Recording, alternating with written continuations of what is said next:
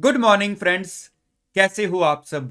तो आज सभी को मुझे पता है कि काफी क्रेज होगी कि हमारा जो सीए इंटर ग्रुप 1 का पेपर नंबर 4 टैक्सेशन जो है वो हम स्टार्ट करने वाले हैं। अब क्रेज क्यों होती है आप सभी को बच्चों को कि टैक्स का सब्जेक्ट जो है वो जल्दी स्टार्ट हो जाए, क्योंकि देखो ये एक ऐसी चीज है जिसके बारे में हम नॉर्मल लाइफ में, प्रैक्टिकल लाइफ में बहुत बार सुनते हैं, बातें होती हैं, बजट आता है। कई बार हमारे फ्रेंड सर्कल में हमसे कोई पूछ लेता है, यार आप तो सीए कर रहे हो, तो आपको शायद पता होगा कि इस बार बजट में कुछ ऐसी चीज आई है, क्या आप हमें वो बता सकते हो। लेकिन किसी को ये नहीं ना पता होता कि फाउंडेशन लेवल तक टैक्स का जो सब्जेक्ट है वो नहीं कवर किया जाता है। इंटर लेवल से टैक्स को स्टार्ट किया जाता है और फिर सीए फाइनल में हम इसके और हाई लेवल पर जाते हैं। तो इसलिए हम सबको क्रेज रहती है कि जल्दी जल्दी टैक्स की नॉलेज हो, ताकि कोई पूछे हमें फ्रेंड सर्कल में या हमारे रिलेटिव्स में कोई पूछे कि यार आपसे मैं पूछ लेता हूं, आप तो सीए कर रहे हो, तो हमें कम से कम पता तो हो कि ये चीजें कैसी होती हैं, कैसे चलती हैं। प्रैक्टिकल लाइफ के बारे में जितना ज्यादा हमें नॉलेज होगी, उतना ही ज्यादा कह लो हमारी वाह वाह होती है कि हाँ यार इसको बहुत नॉलेज है। तो ये तो आप समझते हो ना कि ये सब्जेक्ट हमारा, चाहे इसमें हम इनकम टैक्स की बात करें जो आपने बहुत बार सुना होगा, जीएसटी की बात करें वो भी बहुत बार सुना होगा, तो इसकी जो रिक्वायरमेंट है वो हमारी सीए बनते वक्त भी और सीए बनने के बाद भी इमीडिएटली स्टार्ट हो जाती है, क्योंकि इन दोनों चीजों की जो जरूरत है वो हर इंसान को कहीं ना कहीं पड़ी जाती है। तो इसलिए आज हम फाइनली हमारा जो टैक्सेशन सब्जेक्ट है उसको स्टार्ट करेंगे। तो मैं आपको सबसे पहले ये क्लियर करूं कि हमारे, अगर कह लो एग्जाम व्यू पॉइंट से बात की जाए, तो पेपर नंबर 4 टैक्सेशन में हमारे दो एरियाज जो हैं। सबसे पहले इनकम टैक्स, जो हमारा 60 मार्क्स का जो पेपर है 100 में से, वो इनकम टैक्स में से होगा। और हमारा जो जीएसटी वाला पार्ट है वो 40 मार्क्स का होगा। और ये भी शायद आपने पहले सुना होगा कि हाँ, इंटर लेवल पर कुछ पेपर्स ऐसे हैं जिनमें 30 मार्क्स के जो हैं, या 30% मैं बोल लूं, एमसीक्यू पूछे जाते हैं। तो ये आपका जो पेपर नंबर 4 है ये भी उन्हीं कैटेगरी में कवर होता है, तो जिसमें हमारे पास 30% जो एरिया है वो एमसीक्यू बेस्ड क्वेश्चंस पूछे जाते हैं। तो इसलिए एमसीक्यू में जैसे आपको पता है कि 4 आपके पास नीचे चॉइस दी होती हैं, तो कई बार मैंने देखा बच्चे कंफ्यूज हो जाते हैं अपना आंसर निकालने के बाद। जब नीचे हमारा आंसर मैच नहीं करता तो हमें लगता है कि यार हमने कहीं गलत तो नहीं कैलकुलेशन की। अदरवाइज अगर मान लो 4 ऑप्शन ना हो, है ना, तो जो आंसर निकला वो हम लिखाएंगे कि ये मेरा आंसर है। तो यहां पर तो ये होता है कि अगर मैच नहीं किया तो उल्टा घबराहट हो जाती है कि आंसर मैच क्यों नहीं कर रहा, 4 ऑप्शंस में से मेरी कोई ऐसी ऑप्शन क्यों नहीं आ रही। तो सब्जेक्ट की जो नॉलेज है वो पूरी इन डेप्थ चाहिए। ठीक है, अब बात करता हूं कि इन डेप्थ नॉलेज अगर हमें सब्जेक्ट की चाहिए, क्योंकि बहुत सारे बच्चे ऐसे होते हैं जिन्होंने सिंगल ग्रुप मींस 4 पेपर देने हैं। उसके बाद बहुत सारे बच्चे ऐसे होते हैं जिन्होंने बोथ ग्रुप्स मींस 8 पेपर देने हैं। तो अगर मैं यहां पर आपको यह बताऊं कि हमें सब्जेक्ट में, यह सब्जेक्ट ही ऐसा है जितना इन डेप्थ जाओ उतना कम है। लेकिन एक एग्जाम ओरिएंटेड व्यू के हिसाब से दोनों चीजों का ध्यान रख के चलना पड़ता है। देखो, एक तो सबसे पहले मैं बात करूं कि जो क्वालिटी है वो तो हमें मेंटेन रखनी ही पड़ती है कि आपको जो कंटेंट है वो पूरा मिले। ठीक है, मैं क्वालिटी को, कंटेंट को एक ही मानकर चलता हूं कि कंटेंट आपको पूरा मिले। अब साथ साथ दूसरी चीज क्या होती है, हमें टाइम का जो ध्यान है वो मेनली रख के चलना पड़ता है कि ऐसा ना हो कि हम इतना इन डेप्थ चले जाएं कि एग्जाम के लेवल से भी कहीं और ही पहुंच जाए हम। बहुत बार ऐसा होता है, मैंने इनकम टैक्स की क्लास में जैसे बच्चे कई बार ऐसे क्वेश्चंस पूछते हैं, ऐसे क्वेश्चंस पूछते हैं, अगर सिलेबस के व्यू से देखा जाए उनकी कोई रेलिवेंसी नहीं होती। और कई बार वो बाद में खुद रियलाइज करते हैं कि ये तो हमने टाइम वेस्ट कर लिया। हमने जब पास्ट पेपर उठाए, रिवीजन टेस्ट पेपर उठाए, मॉक टेस्ट को उठाया, तो वहां पर ऐसी चीजें नहीं थी। तो इसलिए शायद हम कहीं और ही भटक गए और ही एरियाज में चले गए जिसकी एक एग्जाम ओरिएंटेड व्यू से रिक्वायरमेंट नहीं थी। तो हमें दोनों चीजों को ध्यान में रख के चलना है कि ये ना हो कि इस सब्जेक्ट में इतना घुस जाएं, बाकियों के लिए टाइम कम हो जाए। हाँ, इतना भी जरूर पढ़ें ताकि हमें जो कंटेंट है वो पूरा मिल सके, हम इन दोनों को समझ सके। तो ये बात आपको क्लियर है। अब चलता हूं थोड़ा सा और आगे, हम इसको कवर कैसे करेंगे। सबसे पहले तो देखो, मैं आपको हर चीज बोर्ड पर समझाऊंगा और आप ये अज्यूम करके चलो कि आप और मैं आमने सामने बैठे हैं, जैसे कि एक फेस टू फेस क्लास में होता है। तो देखो आप सोचो, आपने चलो सीए में कभी कोई फेस टू फेस क्लास लगाई है या नहीं लगाई है, मैं ये बात नहीं करता। स्कूल तो हमेशा हम फेस टू फेस ही पढ़ते रहे हैं ना, आज तक स्कूलिंग तो सबकी फेस टू फेस होती है। तो वहां पर देखो हम कैसे पढ़ते हैं, टीचर के पास अपनी बुक है और टीचर के पास मान लो बोर्ड है, और हर स्टूडेंट के पास अपनी बुक होती है। टीचर अगर कुछ मान लो बोल रहा है, बुक से रीड कर रहा है और वो बोर्ड पर क्वेश्चंस को समझा रहा है, और बच्चे के पास अपनी रजिस्टर या कॉपी होनी चाहिए, आपके पास कैलकुलेटर, पेन, पेंसिल पूरा प्रॉपर अपने साथ रख के बैठोगे। और यहां पर अगर मैं मटेरियल की बात करूं, तो मैं पहले दिन से ये कह लो कि आपको बता दूं कि मैं तो हर चीज आपको बोर्ड पर समझाऊंगा, प्रॉपरली हर चीज का एनालिसिस मिलेगा। लेकिन हर बच्चे के माइंड में ये जरूर रहता है कि क्या हमारा स्टडी मटेरियल पूरा कवर होगा, है ना। आप सभी को पता ही है, आप फाउंडेशन कर चुके हो कि हमारा जो आईसीआई का मटेरियल है, जिसमें मतलब हमारे पास, अगर मैं आपको सब कुछ काउंट करवाऊं एक बार, अभी पूरा एक बार इंट्रोडक्शन पूरी करके हम सब्जेक्ट की तरफ चलते हैं। तो देखो हमारे पास, ये आप सभी को पता है कि सबसे पहले हमारा जो स्टडी मटेरियल है, वो कोई भी बच्चा जो है उसको छोड़ना नहीं चाहता कि मैं स्टडी मटेरियल, उसको होता है कि पूरा कवर करूं। अब मैं आपको बताऊं, स्टडी मटेरियल कवर करने के बाद हमारे पास बारी आती है पास्ट जो हमारे पेपर्स हैं। तो ये आप सभी को पता है कि मई 18 से अगर मैं बात करूं, चलो मैं ज्यादा पीछे नहीं जाता, क्योंकि मई 18 में क्यों बोल रहा हूं, जो सीए इंटर न्यू कोर्स है वो मई 18 से स्टार्ट हो गया था। तो मई 18 से अगर मैं बात करूं, तो देखो मैं आपको अटेम्प्ट्स काउंट करवा देता हूं, क्योंकि कई बच्चों को ये ना लगे कि और ज्यादा कह लो क्वेश्चंस चाहिए, और ज्यादा क्वेश्चन चाहिए। क्वेश्चंस की आपके पास कमी नहीं है। मई 18, उसके बाद हमारी अटेम्प्ट आ गई नवंबर 18, फिर उसके बाद हमारी अटेम्प्ट मई 19, देन हमारे पास नवंबर 19। हाँ, आप सभी को पता है कि जो मई 20 की अटेम्प्ट है वो बीच में नहीं कवर हुई है, क्योंकि ये कोविड की वजह से, आपको पता है कि एक अटेम्प्ट हमारी जो नहीं कवर थी। उसके बाद हमारी नवंबर 20 की अटेम्प्ट, देन 2 बार एग्जाम हुए, ऑप्ट आउट वाले स्टूडेंट्स थे, तो यहां पर जनवरी 21 की अटेम्प्ट। तो ये अगर हम काउंट कर लें तो 1 2 3 4 5 6 अटेम्प्ट्स तो हमारे पास अवेलेबल हैं। जो बच्चे नवंबर में एग्जाम दे रहे हैं, तो मैं ऑलरेडी एडवांस में काउंट कर लेता हूं, तो यहां पर हमारे पास मई 21 की अटेम्प्ट भी होगी, तो हमारे पास 7 पास्ट अटेम्प्ट के जो पेपर हैं वो अवेलेबल होंगे, है ना, जहां से हम प्रैक्टिस कर सकते हैं। अब इसके अलावा हमारे पास, आप सभी को पता है, रिवीजन टेस्ट पेपर होते हैं, है ना। तो रिवीजन टेस्ट पेपर में भी ऑलमोस्ट हर चैप्टर से क्वेश्चन कवर किया होता है। अब उसके बाद हमारे पास आ जाते हैं आईसीआई की तरफ से। मैं सारा डाटा जो आपको दिखा रहा हूं वो आईसीआई का, देखो स्टडी मटेरियल तो आपके पास आ जाता है आफ्टर रजिस्ट्रेशन। पास पेपर आपको वेबसाइट से मिल जाती हैं, रिवीजन टेस्ट पेपर आपको आईसीआई की वेबसाइट से मिल जाती हैं, मॉक टेस्ट पेपर तक हमारे जो हैं वो अवेलेबल हैं।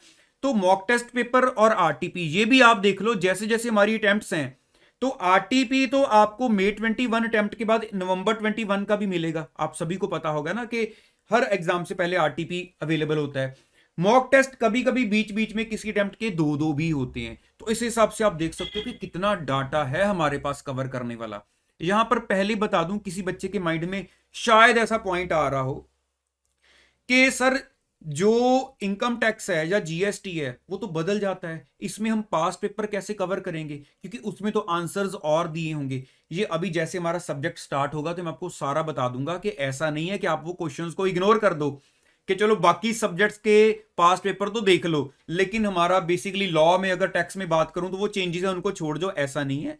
वो कौन सा 100% चेंज हो जाता है, बहुत सारी चीजें हैं जो एज इट इज होती हैं। तो आपको तो बेसिकली कुछ पॉइंट्स देखने होते हैं क्वेश्चन के अंदर, कैसे पूछे जा रहे हैं, चीजों को कैसे घुमाया जा रहा है। जो बच्चा वो करके जा रहा है वो पेपर में फुल कॉन्फिडेंस के साथ जाता है, कुछ भी उसको कह लो प्रॉब्लम फेस नहीं करनी पड़ती। लेकिन जो बस ये है कि हाँ यार वो नहीं कर सकते, सुना है हमने, वो बदल जाता है, क्योंकि वहां तब हमारा कोई और कह लो ईयर चल रहा था, इस वजह से हम पास्ट पेपर को कैसे कवर करेंगे, तो वो जस्ट एक बहाना होता है जिस वजह से हम पास्ट पेपर्स को छोड़ना चाहते हैं। तो इसलिए मटेरियल हमारे पास बहुत ज्यादा है, बल्कि टाइम कम हो जाएगा। तो बस ये सारा बेस हमारा रहने वाला है। तो मैं जो आपको समझाऊंगा, बस एक असम्पशन जैसे मैंने आपको पहले बता दी, आपकी कॉपी, कैलकुलेटर, पेन खुला रहना चाहिए आपके पास। आपका जो स्टडी मटेरियल है आईसी की तरफ से वो आपके पास खुला होना चाहिए। मैं जो आपको समझा रहा हूं मैं ये बता दिया करूंगा कि ये पेज अपना ओपन करके रख लो और वहां पर पढ़ना है या मेरे पास बोर्ड पे देखना है, क्योंकि मैं आपको हर चीज का एनालिसिस बता रहा हूँ, वो आपकी चॉइस रहेगी। जैसे फेस टू फेस क्लास में होता है, बुक में भी देख लिया, सामने भी देख लिया कि टीचर क्या करवा रहा है, चीज आपको क्रिस्टल क्लियर होगी। मैं आपको पूरा अच्छे से हर चीज समझाऊंगा जितनी आपके लेवल के अकॉर्डिंगली रिक्वायर्ड है। ठीक है, तो मेरे ख्याल से आपको सारा समझ आ गया हम कैसे इनकम टैक्स को कवर करने वाले हैं। जो मैं चीजें ज्यूम किया, आपके पास अपनी बुक ओपन होनी चाहिए, कॉपी होनी चाहिए, वो चीजें रेडी कर लो। हम चलते हैं हमारी क्लास में, तो सब्जेक्ट को करते हैं स्टार्ट। ऑल द बेस्ट सभी बच्चों को। चलिए आज इनकम टैक्स को फर्स्ट लेक्चर इसका जो है वो स्टार्ट करते हैं। हाँ जी, तो चलिए आफ्टर इंट्रोडक्शन हमारा जो कह लो कि इनकम टैक्स में चैप्टर नंबर 1 है बेसिक कंसेप्ट्स। मैं वहां से आपको बिल्कुल धीरे धीरे करके समझाना शुरू करता हूं कि इनकम टैक्स में कैसे चीजें काम करती हैं, कैसे ये सारा सिस्टम चलता है। अब जैसे मैंने आपको पहले बताया कि एक पूरा प्रैक्टिकल सब्जेक्ट है, तो बस ये मान लो, एक इमेजिन करो बात कि आप सीए बनकर आज आपका फर्स्ट डे है, आप अपने ऑफिस में बैठे हो। जस्ट सच में इमेजिन करके देखो कि आप फर्स्ट डे अपने ऑफिस में बैठे हो और आपके पास एक क्लाइंट आया और आके बैठ गया और वो आपसे क्या क्वेश्चन कर रहा है।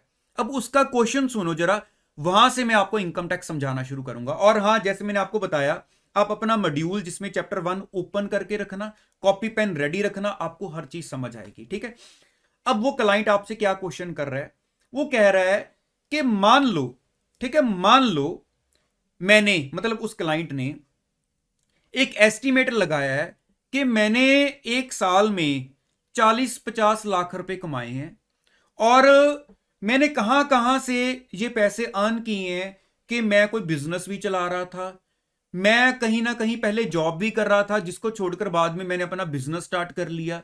ठीक है, मेरी बात को अंडरस्टैंड करना, हम बिल्कुल स्टार्टिंग में अभी। और मेरा कोई घर भी है जो मैंने किराए पे दिया हुआ है, मुझे वहां से रेंटल इनकम भी आ रही है, मैंने कोई लॉटरी भी डाली थी, मेरी वो लॉटरी भी निकली है, मैंने मान लो मेरी कोई प्रॉपर्टी थी वो मैंने बेची थी, मुझे वहां से भी कुछ इनकम आई है। अब मुझे किसी ने बताया कि तूने इतने पैसे कमाए हैं तो इसके ऊपर जो टैक्स बनता है वो सारा कैलकुलेट करा के याद से दे देना। तो मेरे को अब टैक्स की नॉलेज नहीं है, आप मेरे को बताओ कि अगर ऐसा मेरी सिचुएशन है तो इसमें मतलब मुझे कैसे पता चलेगा मैंने क्या टैक्स देना है या टैक्स का क्या सिस्टम होता है, मुझे जरा स्टार्टिंग से समझाओगे। अब आपको उसका आंसर देना है, समझे ना बात को। अब मैं बिल्कुल वहां से बेसिक से स्टार्ट करने लगूंगा कि आप उसको कैसे समझाओगे। तो आप मॉड्यूल में, अगर मैं आपको बताऊं, आपका जो चैप्टर 1 है उसके स्टार्टिंग में आपका जो, कह लो, मैं आपको ये बताता चाहता हूं कि मैं कौन कौन से एरियाज कवर कर रहा हूं। एक्सप्लेनेशन सारी आपको साथ साथ मेरी तरफ से बोर्ड पे मिलती जाएगी। आपका पेज नंबर 1.3 है जहां पर आपको इंट्रोडक्शन मिल रही है। अब वहां पे सबसे पहली बात क्या हो रही है कि टैक्स होता क्या है ना। सबसे पहले आपको टॉपिक मिल रहा होगा कि व्हाट इज टैक्स। मैं आप पे ना अपने माइंड में वो जो मैंने आपको क्वेश्चन बताया क्लाइंट का वो याद रखना, क्योंकि मैंने वो आपको पूरा क्लियर करना है। तो साथ में ये भी आपको होते रहना चाहिए कि हाँ हमारे ये एरियाज कवर होते जा रहे हैं, ताकि बाद में मेरे एनालिसिस को सुनने के बाद आप अपने मॉड्यूल में उन चीजों को सेल्फ स्टडी से पढ़ के उसको परफेक्टली रिवाइज करके क्लोज कर देना, अपने माइंड में फिट कर लेना, ये चीजें भूलनी नहीं है। ठीक है, तो सबसे पहले क्या बताया हुआ कि टैक्स होता क्या है। अब देखो आपको क्या मिलेगा इस पैरा में पढ़ने के बाद, कि टैक्स गवर्नमेंट क्यों लेती है हमसे। क्योंकि अगर मान लो देश चलाना है ना, गवर्नमेंट को बहुत सारे खर्चे करने होते हैं। मान लो मैं बोलूं, एक एग्जांपल लेता हूं कि कोई फ्लाईओवर बनना है या कोई डैम बनना है, कोई प्रोजेक्ट चल रहा है जिसमें गवर्नमेंट को पैसा लगाना है, रोड्स बन रही हैं, इंफ्रास्ट्रक्चर डेवलप हो रहा है, तो गवर्नमेंट को पैसा आएगा तो ही गवर्नमेंट वो पैसा आगे लगाएगी। तो उसके लिए टैक्स एक सोर्स हो गया जहां से गवर्नमेंट पैसा लेकर अपने पास, मतलब लोगों से पैसा लेकर अपने पास लेके जाती है, फिर उस पैसे को आगे यूज किया जाता है जिसके साथ हम कह लो कंट्री को चलाते हैं। तो यहां पर आपको मिलेगा कि taxes are considered to be the cost of living in a society. ठीक है, क्योंकि ये कॉस्ट ऑफ लिविंग होगी तो ये गवर्नमेंट क्यों लेती है, for common welfare expenditure of the society. ठीक है, ये तो सिंपल सी बात होगी। अब टैक्स दो तरह के हैं। अब दो तरह के टैक्स कैसे हो गए, एक हमारा होता है डायरेक्ट टैक्स, एक होता है इनडायरेक्ट। ये आपने सुना होगा के डायरेक्ट और इनडायरेक्ट, हाँ, दो तरह के टैक्स होते हैं, जिसमें मैं बात करूं, अगर आप साथ साथ मॉड्यूल में भी देख रहे हो तो आपको डायरेक्ट में एक इनकम टैक्स नजर आ रहा होगा जो मेनली हमारा सी इंटर लेवल पे चलना है। एक है tax on undisclosed foreign income and assets, है ना। यहां पर मैं मेनली इनकम टैक्स की बात करूंगा।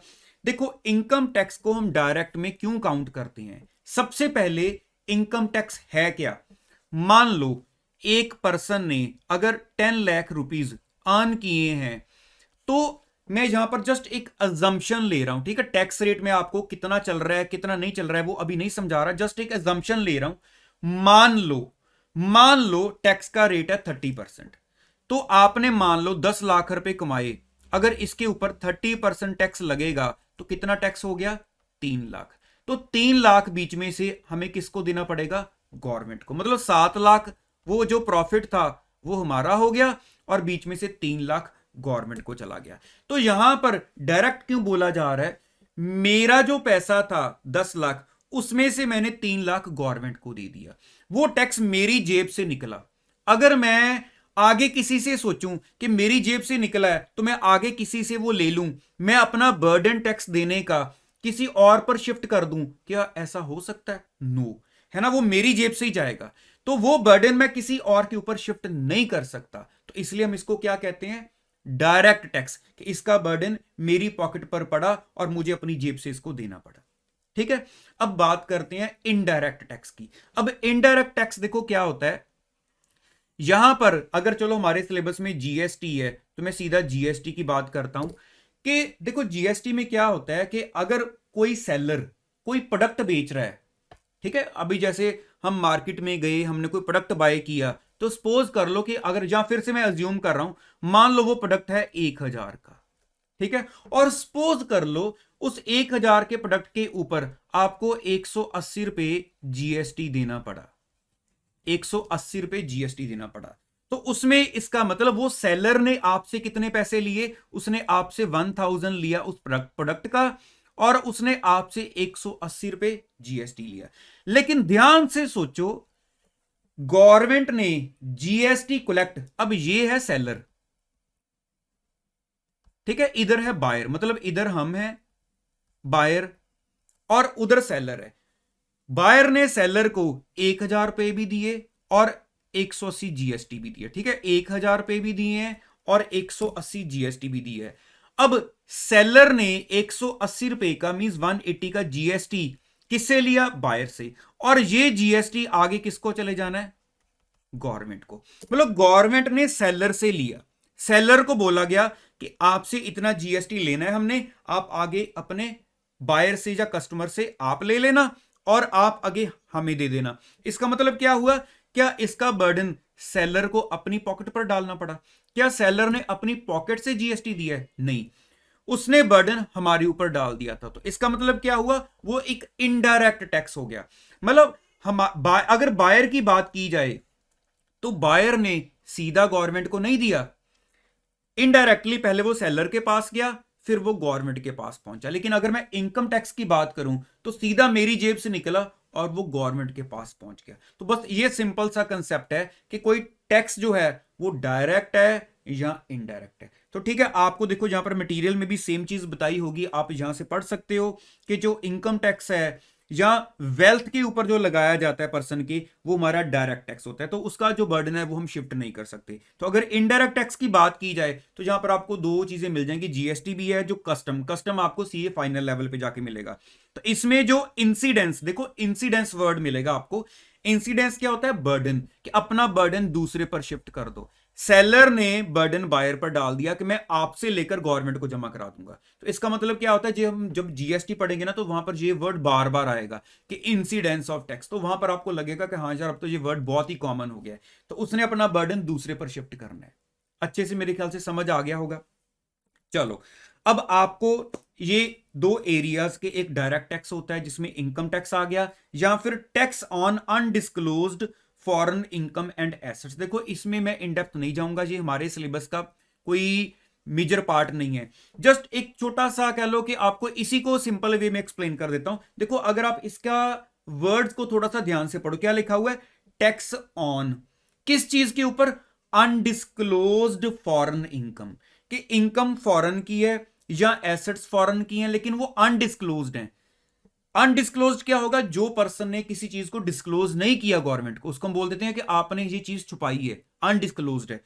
उसके ऊपर भी जो टैक्स है वो उस बंदे से डायरेक्टली लिया जाएगा, डायरेक्ट टैक्स हो गया। अगर इनडायरेक्ट की बात की जाए तो एक हमारा आ गया जीएसटी, जो हमारा पूरा सिलेबस में है। दूसरा कस्टम, हमें सीए फाइनल में जाके मिलेगा। ठीक है, ये एक बेसिक नॉलेज होगी।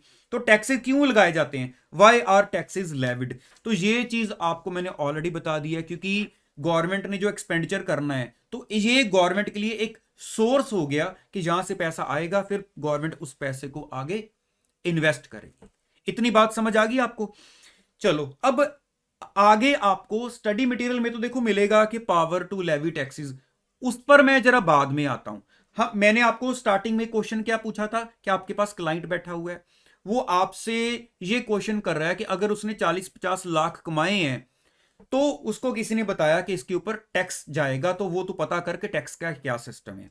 तो वो आपसे ये पूछने के लिए आया हुआ है, वो अभी लॉ समझने नहीं आया आपसे, है ना। लेकिन हमें तो चलो लॉ पता होना चाहिए, उस पर मैं बाद में आता हूं। पहले उस बंदे को आंसर करके उसको तो फ्री कर दें। तो मैं आपको बता देता हूं, आप अपनी बुक में ना जो एरिया ओपन करके रख लेना, जो आपने सबसे पहले अपने क्लाइंट को बताना है। मैं आपको वो पेज बता देता हूं, फिर मैं आपको वो चीज एक्सप्लेन करता हूं। तो यहां पर जो आपका जो पेज नंबर है, मैं पेज आपको क्यों बता रहा हूं, क्योंकि बाद में आपको जब सेल्फ स्टडी करनी है तो आपको पता होगा कि हाँ, यहां से हम उन चीजों को रिवाइज कर लेंगे। तो यहां पर ना आप अपना जो पेज नंबर 1.30 है, तो ये हमारी क्लाइंट को पहली सजेशन है। ठीक है, पेज 1.30 पर आपको एक टॉपिक मिल रहा होगा, previous year and assessment year. ठीक है, सबसे पहले ये दो कह लो टर्म्स हैं जो हमें क्लियर होनी चाहिए, जो आप अपने क्लाइंट को बताओगे, क्योंकि वो तो बेचारा कह रहा है कि मैंने अराउंड 40 लाख 50 लाख कमाए हैं, लेकिन कौन से साल में कमाए, कब कमाए, ये भी तो पता होना चाहिए। तो सबसे पहले देखो क्या आ जाएगा, आप उसको बताओगे कि ऐसा नहीं कि 40-50 कमाए।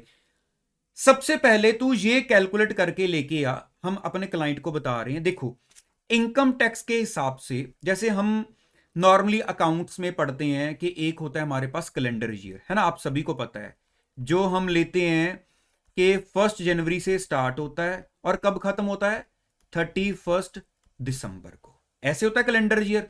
फिर हम बात करते हैं फाइनेंशियल ईयर की। आप सभी को पता होगा कि फाइनेंशियल ईयर कैसे चलता है, कि 1 अप्रैल से स्टार्ट होता है और कब खत्म होता है, 31 मार्च को, ऐसे चलता है फाइनेंशियल ईयर। तो यहां पर हमारा जो प्रीवियस ईयर या असेसमेंट ईयर, हम उसको फाइनेंशियल ईयर के अकॉर्डिंगली देखेंगे सबसे पहली बात। ठीक है, फाइनेंशियल ईयर के अकॉर्डिंगली। अगर मैं बात करूं आपको अभी इस वक्त, अगर हमारे पास देखो जो ईयर चल रहा है, मतलब हमारे पास कह लो कि अगर 1 अप्रैल 2020 को ये साल स्टार्ट हुआ था, 1 अप्रैल 2020 को, अब ये साल खत्म होगा 31 मार्च 2021 को। ये एक क्या हो गया हमारा फाइनेंशियल ईयर। समझ रहे हो ना इस चीज को? एक साल जो 1 अप्रैल 2020 से स्टार्ट हुआ, 31 मार्च 2021 को ये साल खत्म हो जाएगा, जिसको हम एक नॉर्मली फाइनेंशियल ईयर बोलेंगे। अब एक पर्सन ने 1 अप्रैल से जो भी काम अपना जो कर रहा था उसकी इनकम को कैलकुलेट करना शुरू कर दिया कि 1 अप्रैल से, जैसे आपको पता ही है नॉर्मली हम +2 लेवल पर भी या बीकॉम में भी हम जब बैलेंस शीट P&L बनाते हैं तो उस पर हमने नॉर्मली लिखा होता है कि फॉर द ईयर एंडिंग 31 मार्च, है ना। तो वो किसी ना किसी अप्रैल से स्टार्ट हो रहा होता है। तो मान लो 1 अप्रैल 2020 से जो मेरा काम की जो मैंने कैलकुलेशन स्टार्ट की, तो यहां से लेकर 31 मार्च तक मैंने अपनी प्रॉपर कैलकुलेशन रखनी है। अगर मेरी सैलरी है या मेरी बिजनेस इनकम है, वो मैं अभी आगे चल के आपसे बात करूंगा कि कौन कौन सी इनकम्स के सोर्स होते हैं एज पर इनकम टैक्स। तो हमने इस साल में, इस पर्टिकुलर साल में जो भी इनकम अर्न की है, ठीक है, इस साल में हमने जो भी इनकम अर्न की है, अब उस इनकम के ऊपर जो आगे टैक्स लगेगा ना, हम उस टैक्स को नॉर्मली कहते हैं कि वो नेक्स्ट ईयर में, अब नेक्स्ट ईयर कौन सा होगा, देखो आप सभी को पता है 1 अप्रैल ये कब खत्म हुआ था? 31 मार्च 2021 को। तो नेक्स्ट कैसे स्टार्ट होगा? 1 अप्रैल 2021 से स्टार्ट होगा। और ये कब खत्म होगा जाकर? 31 मार्च 2020 को। ये साल यहां पर जाकर खत्म हो जाएगा। ठीक है, मतलब अब देखो जरा ध्यान से, एक बंदे ने 1 अप्रैल 2020 से लेकर 31 मार्च 2021 में जो भी इनकम अर्न की है, उसके ऊपर जो भी टैक्स का हिसाब किताब उसने गवर्नमेंट को देना है। आपने वर्ड सुना होगा, रिटर्न फाइल करनी है ना, धीरे धीरे करके मैं हर चीज के ऊपर आऊंगा। वो सारा कुछ कब किया जाएगा? जब अगला साल स्टार्ट हो जाएगा। क्योंकि इसका लॉजिक क्या है, जब साल खत्म होगा तभी तो रियल पिक्चर हमारे पास बन के आएगी कि हमने उस साल में क्या कमाया है ना। प्रैक्टिकली सोचो, अगर आपसे कोई इस साल के इन बिटवीन पूछे, मान लो इस साल के इन बिटवीन कि 31 मार्च तक आप कितना कमा लोगे, तो वर्ड ये लगेगा कितना कमा लोगे, है ना। क्योंकि अभी वो चल रहा है, ये थोड़ी कह सकते कि कितना कमा चुके हो। वो कब पता चलेगा? जब ये साल खत्म हो जाएगा। तो इस साल में जो भी कमाया उस पर जब टैक्स देना है तो वो अगले साल में, जो भी हिसाब किताब करना है फाइनली वो अगले साल में किया जाएगा। तो जिस साल की इनकम के ऊपर हमें टैक्स लगता है उसको क्या बोला जाता है? Previous year. ठीक है, अब हमारा टर्म आ गई प्रीवियस ईयर। जिस साल की इनकम के लिए हम अपनी कैलकुलेशंस कर रहे हैं उसको क्या कहते हैं? Previous year. तो जिस साल में उस प्रीवियस ईयर की इनकम को टैक्स लगाया जाता है उसको क्या कहते हैं? Assessment year. तो मेरे ख्याल से ये चीज आपको पूरी क्लियर होगी कि पिछले साल की इनकम को असेसमेंट ईयर में हम असेस करते हैं, मींस उसको प्रॉपरली कैलकुलेट करके उसके ऊपर जो भी टैक्स के रूल्स हैं लगाकर फाइनली गवर्नमेंट को सबमिट करना होता है। तो प्रीवियस ईयर की इनकम के ऊपर जो टैक्स है फाइनली वो हमारा असेसमेंट ईयर में जाकर उसको फाइनली कैलकुलेट करके सबमिट कर दिया जाता है। तो यहां पर नॉर्मली हमें एक क्वेश्चन भी मिल जाता है कि एक साल पहले प्रीवियस ईयर भी था, उसके बाद वो साल असेसमेंट ईयर भी था कभी। तो क्या ऐसा भी होता है? अच्छा, आपने एक सीरियल नाम सुना होगा, शायद कभी देखा भी होगा, कि एक किसी टाइम पर ना एक सीरियल आता होता था, क्योंकि सास भी कभी बहू थी, है ना। आपने सुना होगा ना। तो अगर मैं यहां पर बात करूं कि असेसमेंट ईयर पहले कभी ना कभी प्रीवियस ईयर भी रहा होगा, कैसे, मैं अभी आपको बताता हूं। अगर मैं यहां पर देखो बात कर रहा हूं 2020-21 की, ठीक है, ये हमारा प्रीवियस ईयर है। इस साल की इनकम के ऊपर टैक्स कब लग रहा है? जब अगला साल स्टार्ट हुआ 2021-22, क्योंकि इनको शॉर्ट में मैं ऐसे भी कह सकता हूं ना, ये हो गया मेरा 2021-22, है ना, और ये हमारा हो गया 2020-21। ठीक है, अब ये मेरा है असेसमेंट ईयर, ये मेरा है प्रीवियस ईयर। तो प्रीवियस ईयर की इनकम को मैंने टैक्स कब लगाना है? जाकर असेसमेंट ईयर में जाकर। ये तो आप अंडरस्टैंड कर रहे हो। अब अगर मैं बात करूं, ठीक है, प्रीवियस ईयर की इनकम को हमने असेसमेंट ईयर में जाकर टैक्स लगा दिया। अब यहां तक मेरा जो बिजनेस चल रहा था वो इस साल में भी तो चल रहा है ना। वो बिजनेस मैंने बंद थोड़ी कर दिया, बिजनेस तो चल ही जा रहा है। सिर्फ मैंने अगले साल जाकर पिछले साल की कैलकुलेशन की और उसके ऊपर टैक्स दे दिया। लेकिन जो ये साल खुद ब खुद है, इसमें जो बिजनेस चल रहा है, अब इसके ऊपर टैक्स कब लगेगा? क्योंकि जब ये साल चल रहा था तो मैंने पिछले साल की इनकम के ऊपर टैक्स लगाया, लेकिन जब ये साल खत्म हो जाएगा तो अब इसके बाद हमारा कौन सा साल स्टार्ट होने वाला है? आप समझ चुके हैं, मुझे पता है कि अब साल स्टार्ट होगा 1 अप्रैल 2022 स्टार्ट होगा ना। इसके इस डेट के बाद 1 अप्रैल 2022 स्टार्ट हो जाएगा और ये खत्म कब होगा? जाकर 31 मार्च 2023 को जाकर ये खत्म हो जाएगा। तो उस वक्त अगर बात की जाए, ये कौन सा साल होगा? हम इसको बोलेंगे असेसमेंट ईयर। इस असेसमेंट ईयर में किस साल की इनकम को टैक्स लगाया जाएगा? जो साल खत्म हुआ है। मतलब इस साल से पहले कौन सा साल चल रहा था? ये 1 अप्रैल 2021 से लेकर 31 मार्च 2022 वाला। इसका मतलब जब हम इस साल में पहुंच जाएंगे उस वक्त पर इस साल को क्या माना जाएगा? कि ये प्रीवियस ईयर है। समझ गए ना बात को? तो इसका मतलब क्या हुआ? जब पिछले साल की इनकम को इसमें टैक्स लगाया जा रहा था तो इसको क्या कह रहे थे हम? कि ये असेसमेंट है जी, पिछला वाला प्रीवियस है।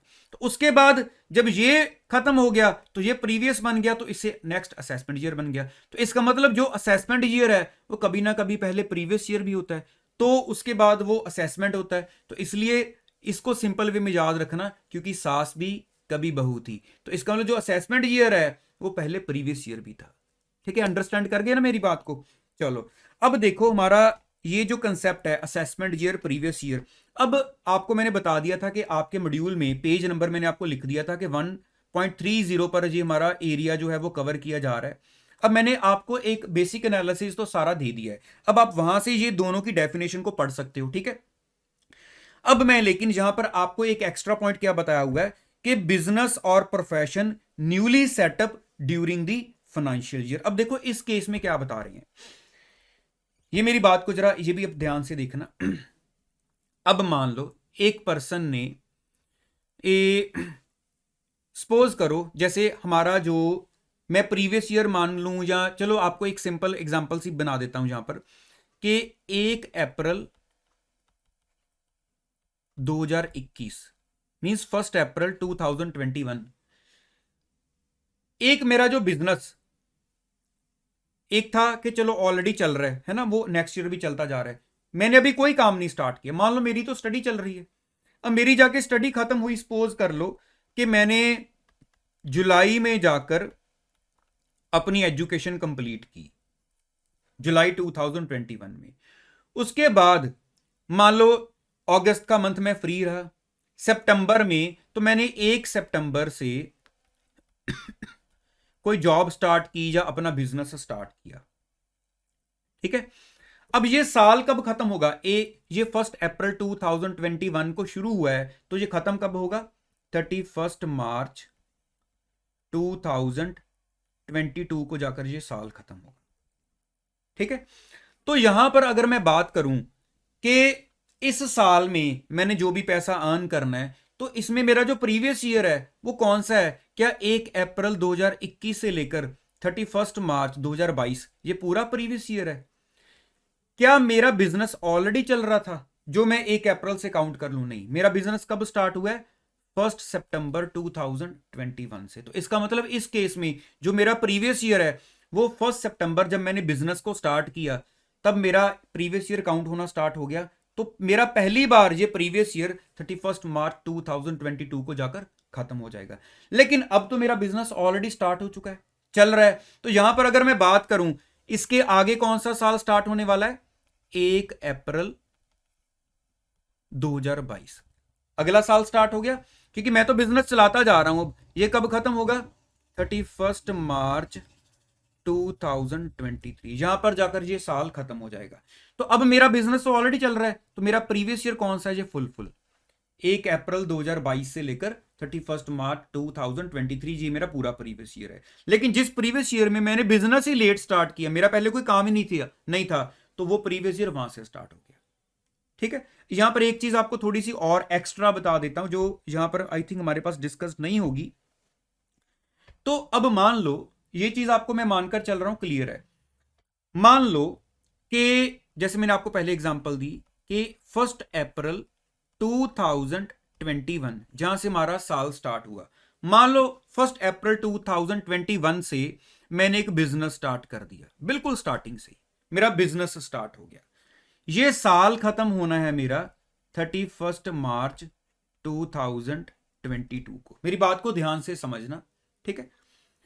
मेरा बिजनेस स्टार्ट हो गया बिल्कुल स्टार्टिंग से। मान लो उस बिजनेस का नाम था ए, कोई बिजनेस था ए कैटेगरी का, मैंने ए नाम रख दिया उसको कि मेरा बिजनेस था ए। अब मान लो कि 1 जुलाई से जाकर मैंने एक सेकंड बिजनेस भी स्टार्ट किया जिसका नाम है बी।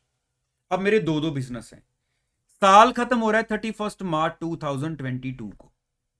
क्या मेरे दो प्रीवियस ईयर बन रहे हैं, एक बिजनेस के लिए 1 अप्रैल 2021 से लेकर यहां तक, दूसरे के लिए एक, नहीं ऐसा नहीं होगा, क्योंकि देखो मैंने एक बिजनेस तो पहले स्टार्ट किया हुआ है। तो इस केस में मेरा प्रीवियस ईयर 1 अप्रैल 2021 से स्टार्ट हो चुका है। इसका मतलब इन बिटवीन मैं कोई भी काम कर रहा हूं या छोड़ रहा हूं, लेकिन मेरा प्रीवियस ईयर जो है वो पूरा स्टार्टिंग से काउंट हो रहा है, ऑलरेडी वो मेरा काम चल रहा था। ठीक है, मैंने बीच में कोई एक और बिजनेस स्टार्ट कर लिया, उसको छोड़ दिया, लेकिन मैं तो प्रीवियस ईयर अपना 1 अप्रैल 2021 से ही काउंट करता चलूंगा। ठीक है, ये एक एक्स्ट्रा पॉइंट है जो मैंने आपको बता दिया है। बाकी आपके पास नीचे यहां पर एग्जांपल्स भी दी हुई हैं, आप एक बार उन एग्जाम्पल्स को मैं आपके साथ चाहे पढ़ भी देता हूं। देखो एक नीचे आपको एग्जाम्पल 5 नंबर नजर आ रही होगी ना, कि एक पर्सन 1993 से अपना बिजनेस चला रहा है, ठीक है। तो उस केस में उसका प्रीवियस ईयर, देखो साथ में ये जरूर पूछा होता है कि कौन से असेसमेंट ईयर से रिलेटेड। असेसमेंट ईयर पूछा गया है 2021-22, मतलब कि हमारा जो असेसमेंट ईयर है 2021-22 ये असेसमेंट ईयर है। अब इसके लिए प्रीवियस ईयर कौन सा होगा, 2020 से 21, सिंपल सी बात है ना। तो ये हमारा क्या हो गया, प्रीवियस ईयर, कि 1 अप्रैल 2020 से शुरू हुआ और 31 मार्च 2021 को जाकर खत्म हुआ। अब सेम ऐसे ही एक सीए ने अपना जो प्रोफेशन है वो कब स्टार्ट किया, 1 जुलाई 2020 से। उससे पहले वो कोई काम कर रहा था, लिखा हुआ कुछ नहीं है ना, इसका मतलब उसका प्रीवियस ईयर उस डेट से स्टार्ट हुआ। लेकिन उसके बाद जब नेक्स्ट ईयर चलते जाएंगे, उसका तो प्रोफेशन ऑलरेडी चल रहा है, तो इसका मतलब साल के स्टार्टिंग से उसका प्रीवियस ईयर काउंट हो जाया करेगा, ठीक है। ये चीजें बेसिकली हमें कई बार एमसीक्यू में रिक्वायरमेंट होती है कि पता होनी चाहिए। वैसे प्रैक्टिकल में जाकर मैं आपको बताता हूं कि इस कंसेप्ट की आपको ज्यादा रिक्वायरमेंट नहीं पड़ेगी, लेकिन फिर भी आपके माइंड में कोई कंफ्यूजन होगी तो मुझे बता देना इस कंसेप्ट को लेकर, क्योंकि मेरे को लग रहा था कि इसमें और ज्यादा टाइम नहीं लगाने की जरूरत है। मैंने जैसे आपको पहले बताया, जहां पर जितना टाइम रिक्वायर्ड होगा मैं उतना जरूर इन्वेस्ट करूंगा। मेरे हिसाब से ये चीज इतना समझाने से अच्छे से समझ आ जाती है। आपको प्रीवियस ईयर कंसेप्ट समझ आ गया, आपको असेसमेंट ईयर कंसेप्ट समझ आ गया। अगर नया बिजनेस स्टार्ट किया है, आपका उस साल में पहले कोई काम नहीं था, तो जिस दिन आपने नया बिजनेस स्टार्ट किया तो वहां से आपका प्रीवियस ईयर काउंट करना शुरू कर दो। अब दोबारा उसी चीज पर आ जाओ, क्लाइंट आपके सामने बैठा है, आपने क्लाइंट को अब क्या गाइड किया, वो कह रहा था जी मैंने शायद 40-50 लाख कमाए। अब आपको क्या बताओगे कि जी आप सबसे पहले ये बताओ, ये प्रीवियस ईयर है, तो आपको जो भी इनकम है वो आपको ऐसे कैलकुलेट करनी है कि आपने इस प्रीवियस ईयर में कितना कमाया, और इस प्रीवियस ईयर में आपने जो भी कमाया है आपको असेसमेंट ईयर में जाकर उसके ऊपर टैक्स लगेगा। तो पहले ये टाइम पीरियड है, इस टाइम पीरियड के अकॉर्डिंगली आप अपनी कैलकुलेशन हमारे पास करके लाना, फिर हम देख सकेंगे। वरना ऐसे ना हो कि वो काउंट कर रहा हो, मान लो मैं आपको एग्जांपल देता हूं, आप ध्यान से सोचना, वो बता रहा हो आपको कि जी मैंने, मान लो मैंने 1 जनवरी 2019 से काम शुरू किया था, 2019 से, और मान लो उसके बाद देखा जाए, अब वो बंदा काम करता गया इस साल का, अगर मैं कैलेंडर ईयर के हिसाब से बात करूं तो ये 31 दिसंबर 2019 को जाकर खत्म हुआ होगा। अगर कैलेंडर ईयर की बात करूं तो ये साल दोबारा नेक्स्ट स्टार्ट हो गया होगा 2020, तो ये 31 दिसंबर 2020 को खत्म हुआ होगा। फिर उसके बाद नेक्स्ट कैलेंडर ईयर स्टार्ट हो गया होगा 1 जनवरी 2021 से, फिर ये आगे चलता जा रहा है। अब मान लो वो आपको यहां से लेकर जिस भी डेट में वो आपके पास आया करंट टाइम पीरियड में, वहां तक का सारा बताई जा रहा है कि मैंने इतने टाइम में इतने पैसे कमाए। अब आप समझ रहे हो, तो आपको सबसे पहले ये बताना पड़ेगा कि आपको प्रीवियस ईयर के अकॉर्डिंगली देखना है कि कौन से प्रीवियस ईयर में आपने कितना पैसा कमाया। आप उस हिसाब से मेरे को वो कैलकुलेशन करके लाके दोगे। इसलिए हमारा जो सबसे पहला कंसेप्ट हमने सीखना था कि इनकम टैक्स में what is previous year, what is assessment year. और जैसे मैंने आपको बताया, कई बार ये भी क्वेश्चन बन जाता है कि जो असेसमेंट ईयर है ना, जो असेसमेंट ईयर है वो कॉमन ही चलता है, कभी वो प्रीवियस ही होता है ना। अब आप इस चीज को समझ रहे हो ना कि प्रीवियस ईयर भी था, वो असेसमेंट ईयर भी था। अंडरस्टैंड करके मेरी बात को, चलो अब आपको उस बंदे को नेक्स्ट क्या चीज समझानी है मैं उसके ऊपर लेके चलता हूं।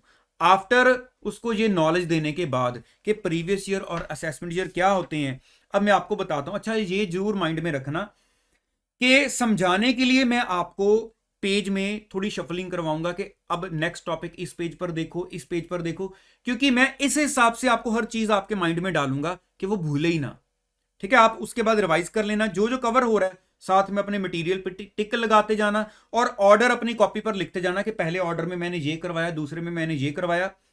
हो सकता है जैसे फर्स्ट हमारा चैप्टर बेसिक कंसेप्ट्स, इसमें कुछ एरिया ऐसे भी आएंगे जो स्टार्टिंग में एक बच्चे को समझ आ ही नहीं सकते, क्योंकि उनका लिंक अभी आगे चलकर काफी दूर जो चैप्टर्स हैं हमारे बड़े उनके साथ है। तो वो एरियाज में आपको मार्क करवा दूंगा कि ये एरिया अभी नहीं कवर हो सकता, ये कौन से चैप्टर के साथ लिंक करके मैं आपको कवर करवाऊंगा, लेकिन एंड ऑफ द डे आपको एक एक चीज टिक लग जाएगी कि हाँ कोई भी एरिया, मतलब 0.01% एरिया भी ऐसा नहीं है जो अब हमारा पेंडिंग रह गया। तो इसलिए जो चैप्टर में जो पेंडिंग रह गया, मेरे पास सारा रिकॉर्ड बनता जाता है कि ये एरिया मैंने अभी पेंडिंग छुड़वाया है। आपकी चॉइस है, आपने भी अपने पास रिकॉर्ड रखना है कि क्या पेंडिंग छुड़वा रहा हूं, वो रिकॉर्ड में रखते जाना, जैसे जैसे करवाता जाऊंगा फिर याद से टिक भी लगाते जाना, ठीक है। एंड में कुछ भी आपका पेंडिंग नहीं रह जाएगा।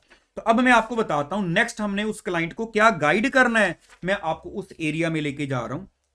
अब आप क्या करो, अब आप आ जाओ जरा अपना पेज नंबर 1.8 के ऊपर, ठीक है। पेज नंबर है आपका 1.8, पेज 1.8। तो यहां पर आपको एक टॉपिक मिल रहा होगा, लेवी ऑफ इनकम टैक्स।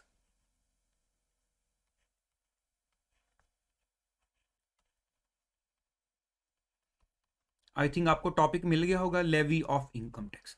अब ये सारी चीज मैं आपको स्टेप बाय स्टेप करके समझाऊंगा और साथ साथ आपको टिक लगवाता जाऊंगा। देखो ये आपको समझ आ गया ना, ये एरिया समझ आ गया ना। अब देखो सबसे पहले तो अब वो क्लाइंट को हमने क्या बताना है कि देखो जी, आपने सबसे पहले तो प्रीवियस ईयर के अकॉर्डिंगली कि इस स्पेसिफिक साल के लिए, अब जैसे मैं अगर अज्यूम कर लूं, चलो हम यहां पर अज्यूम कर लें, हमने उसको बता दिया कि आप ऐसे करो कि 1 अप्रैल 2020 से लेकर 31 मार्च 2021 आप इस पर्टिकुलर ईयर के लिए अपनी इनकम को कैलकुलेट कर लो सबसे पहले, ठीक है, इस पर्टिकुलर ईयर के लिए।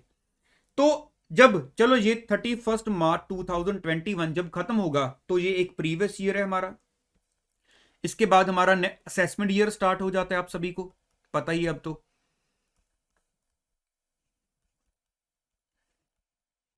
है ना, ये अब सबको पता चल गया अब तो कि अगर ये प्रीवियस ईयर है हमारा तो ये हमारा क्या है, असेसमेंट ईयर, ठीक है। इसको शॉर्ट में हम 2020 21 भी कह सकते हैं। ये आ गया हमारा 2021 22। अब ये चीज सबको क्लियर है। अब मान लो इस पर्टिकुलर ईयर की इनकम सबसे पहले हमने कैलकुलेट करनी है। जब जैसे ये साल खत्म होगा तो हम इस पर्टिकुलर ईयर की इनकम को कैलकुलेट कर सकते हैं। अब इनकम का मतलब क्या है, हम उसमें क्या क्या चीजें लेंगे या कैसे ये सारा सिस्टम चलता है। तो देखो यहां पर सबसे पहले आपको जो फर्स्ट पैरा है लेवी ऑफ इनकम टैक्स, उसमें क्या बताया जाएगा कि इनकम टैक्स के रूल के अकॉर्डिंगली, इनकम टैक्स के रूल के अकॉर्डिंगली सबसे पहले तो उन्होंने एक पर्सन की डेफिनेशन है, मैं आपको यहां पर उसके पास भी लेके चलता हूं कि वो डेफिनेशन पहले शॉर्ट में मैं आपको बताऊंगा क्योंकि पहले मैंने ये सारा एरिया कवर करना है, उसके बाद पर्सन की डेफिनेशन में डिटेल में जाएंगे।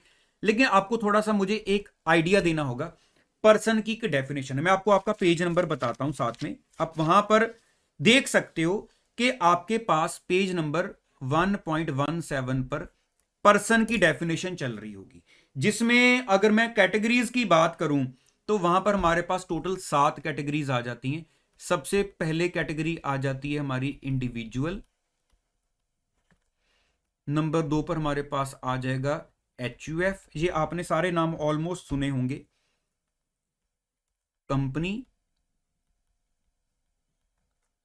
फिर आ जाएगा हमारे पास फर्म,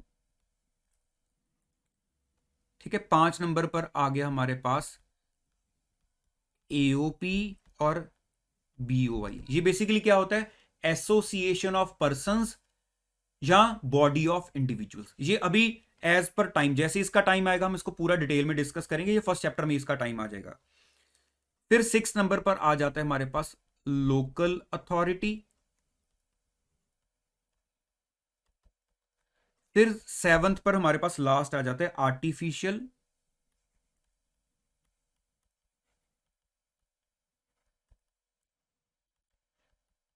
ज्यूरिडिकल पर्सन।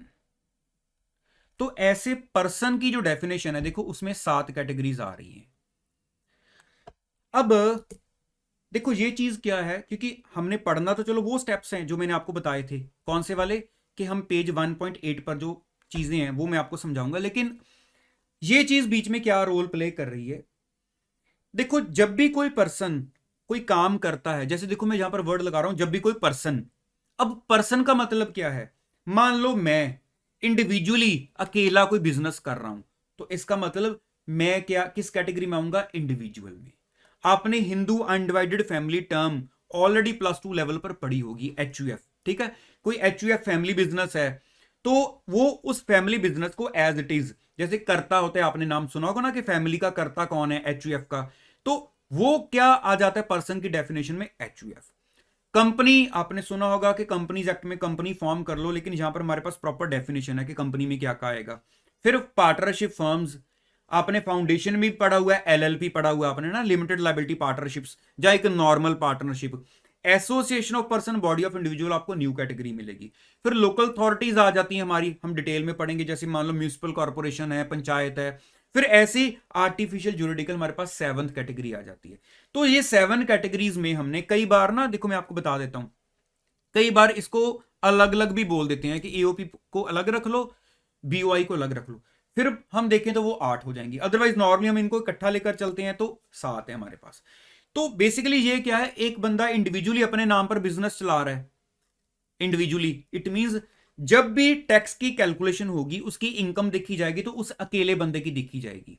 अगर मैं बोलूं 2-3 बंदे मिलकर एक पार्टनरशिप फर्म बनाकर बिजनेस चला रहे हैं तो वो क्या हो जाएगी, फर्म। मान लो कोई 10-15 बंदे मिलकर एक कंपनी बनाकर काम करते हैं तो वो क्या हो जाएगी, कंपनी फॉर्म। तो ऐसे ही ये 7 कैटेगरीज हैं। आपने पैन सुना होगा, परमानेंट अकाउंट नंबर, है ना। तो हर पर्सन की कैटेगरी में, मान लो एक बंदा इंडिविजुअल है तो उसको एक इंडिविजुअल नाम के अकॉर्डिंगली उसका पैन, जो पैन कार्ड आपने घर पे देखा होगा ना, घर पे होता होगा, आपको पता होगा कि हाँ पेरेंट्स के पास पैन कार्ड है, तो उसके पास इंडिविजुअल का पैन कार्ड होगा। HUF है तो उसके पास उसके अकॉर्डिंगली होगा, कंपनी है तो कंपनी के नाम पर होगा। तो ऐसी ये पर्सन की डेफिनेशन है जिसमें हम ऐसे पर्सन को हमने डिवाइड किया हुआ है।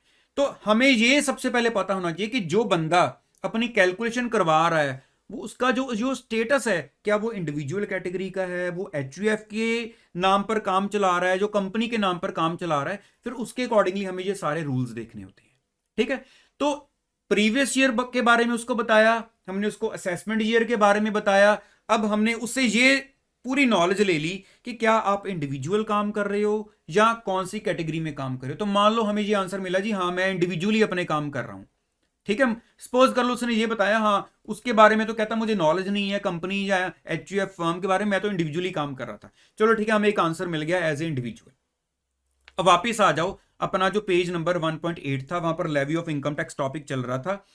तो उसके हिसाब से आपका जो फर्स्ट पॉइंट है, मैं आपको वो फर्स्ट पॉइंट पूरा एक्सप्लेनेशन आपको समझाऊंगा, बोर्ड पर जो चीजें जरूरत होंगी मैं आपको लिख दूंगा।